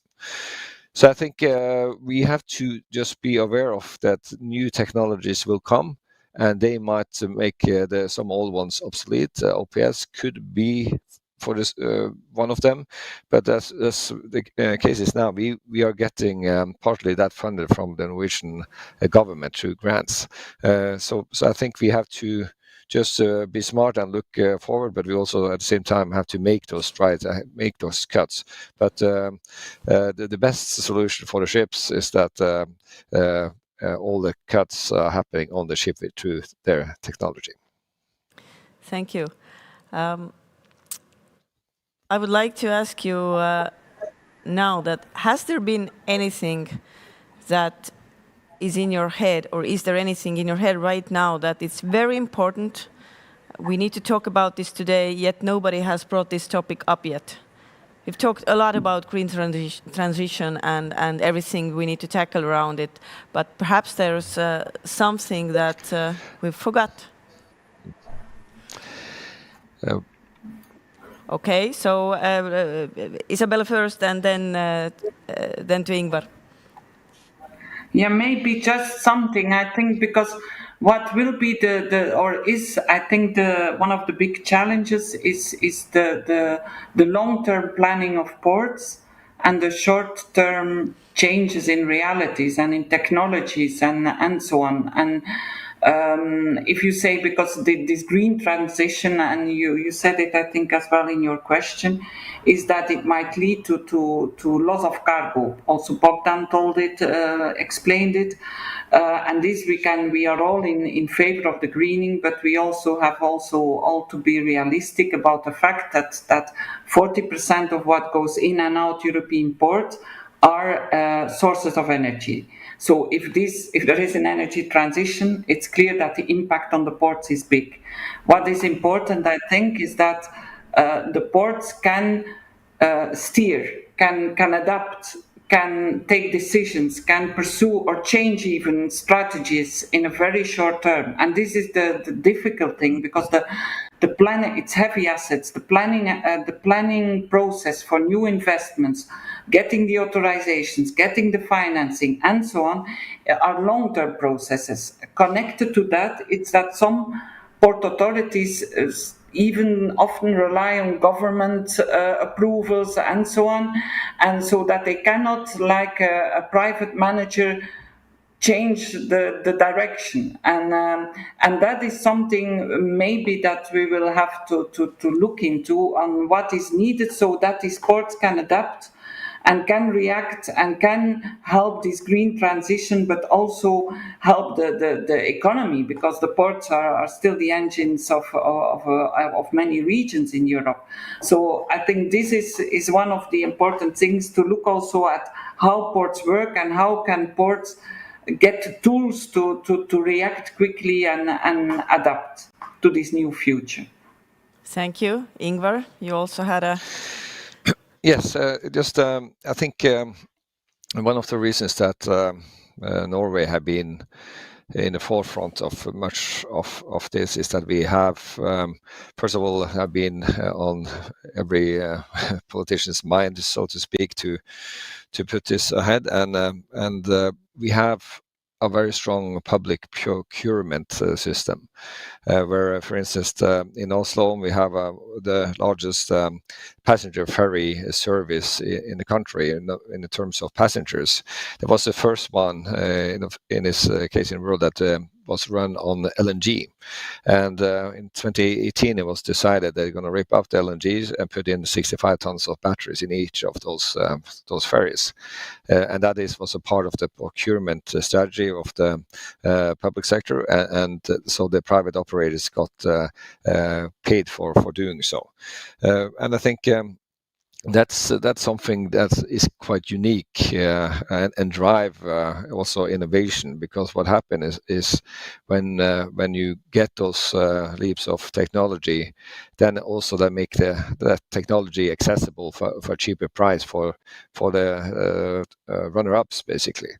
So I think by somebody being in forefront, that also will be benefiting those behind. And that's why I said we have a huge debate in Norway as well, I guess, regarding cruise. And my take on that is that they know a shipping segment that consistently do so well profit-wise, except the COVID period, of course, but otherwise, they have huge financial muscles. So now when they start to get the tougher demands, they are starting to innovate. And when they innovate with those huge ships, that the technology become accessible for the rest of the traffic that goes, all the marine traffic machines and ships that runs the seas. So, but anyway, I think cooperation is important. We have to collaborate. We are not competitors when it comes to this. And I think, as we say in Norway, the shipping is an environmental friendly way. But if we get too tough demands on us, for instance, in Oslo, where we have a lot of short sea, we might push some of the cargo that we have gained on the back of the ships, that will go back on the road. So we have to stay focused. Thank you. Bogdan wants to have a word. Yes, just I think this is a very important one, and maybe it's not really to discuss only between the ports, but also rather by European leaders, because Europe is clearly aiming to get climate neutral in year 2020. And what happened with the other regions in the world? This is very important, because if the other regions in the world would stay burning coal, for example, then production of simple goods will be much cheaper in that part of the world. And then, of course, it would have lots of impact on the trade pattern. Then Europe would stay less competitive in the world scale. So I think the challenge of the climate change is global, and the consequences are also global. So I think it is a really tough time for European leaders to transfer such an approach to other regions in the world. Thank you. So final words. Our discussion is about to end. Andreas, do you want to add anything you haven't been able to tell us yet?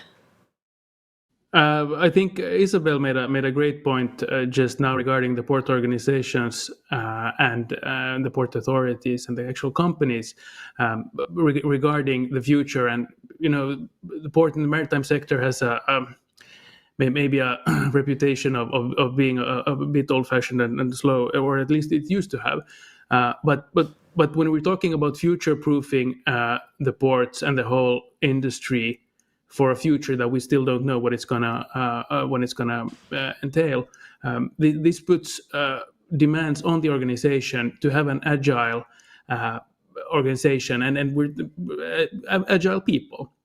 So the people and people management should not be forgotten, and it was great that Isabel mentioned that. And I think it's been great the past few years to attend these types of conferences and panels and seminars, physical and or over the web, where you hear the different ports tell their stories, their projects that they've been testing and trying out new stuff. And of course, that's how you create the agile organizations that are needed. So yeah, I think it's always you should never forget the people behind everything. Thank you very much. I think this is a really good thought to finish our discussion. My takes are like three keywords. It's like what you just said, agile people, then from before, cooperation, and third, how to beat the competition. Thank you for joining us today, Isabel, Ingvar, Andreas. And I would like to give the final word to Bogdan to finish our event today. Thank you. Thank you. If you stay for a while. Okay. Because I think it's a good time now to thank you for a perfect moderation of this event. And it was quite a long day today. And I also think you have to learn a bit before the event. But now I hope you even know more about the ports and shipping. And maybe we could invite you some other day to moderate our event. So thank you so much for... Absolutely. I feel very educated now. Thank you very much, Annika. Thank you. And at this stage, maybe I should also thank Port of Tallinn for this perfect facilities here. I think it was a great room with a lot of equipment. You may know that there are like 6-7 people working on the other side. So thank you all for the great support. And at this stage, I would also like to thank my team, Andrzej, who did a perfect program of the event, Marta, who supported the event very much in a long term, and also Nora, who did some nice graphics. So thank you to my team. And I think when it comes to summary, so much was said here, and I'm not going to repeat that, but maybe I just would like to say a few words what haven't been said today, and what kind of challenges the ports are facing now and probably will face in the near future. So first of all, I have to say that you may know that some of our members or countries around the Baltic are having difficult relations with others that might also influence the volumes on ports. And of course, we all aware of migration, and it will also affect ports sooner or later. Then we haven't discussed, of course, the big issues like the role of USA and China. And this is really a big challenge for many people and for many industries, including ports. So what happened with the leader role of USA? What happened with China? Now they tending to protect their technology within the country. So let's see. And also, at least, but not the last, of course, pandemic. We all hope that pandemic will end very soon, and let's cross fingers for that. But this is also a big challenge and a big question mark for all of us. And I think some of these topics will be discussed for the next Baltic Ports Conference, which will be in... Yes, and now I'd like to invite our speaker, last speaker, who would introduce where we are going to meet, hope physically in a 1 year time. So, Maciej, are you with us? Yes, of course. Yes, I'm here. Okay. Welcome you very warmly. Once again in Gdynia. Ladies and gentlemen, dear friends, members of Baltic Ports Organization, it's a great honor for me to inform you that next year the Port of Gdynia will celebrate its 100th anniversary. And it is a great opportunity to celebrate not only this event, it is a great possibility to meet the Baltic Sea port community and present what we have achieved, what we are working on, and what we would like to do together, also with the affiliated by BPO.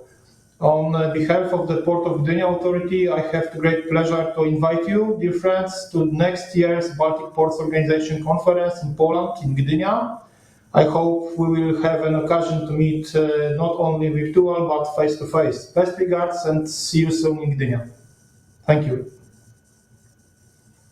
Thank you, Maciej. Thank you so much. So let's celebrate 100th anniversary of Port of Gdynia and 31 anniversary of BPO next year in Gdynia. Thank you so much. See you next year.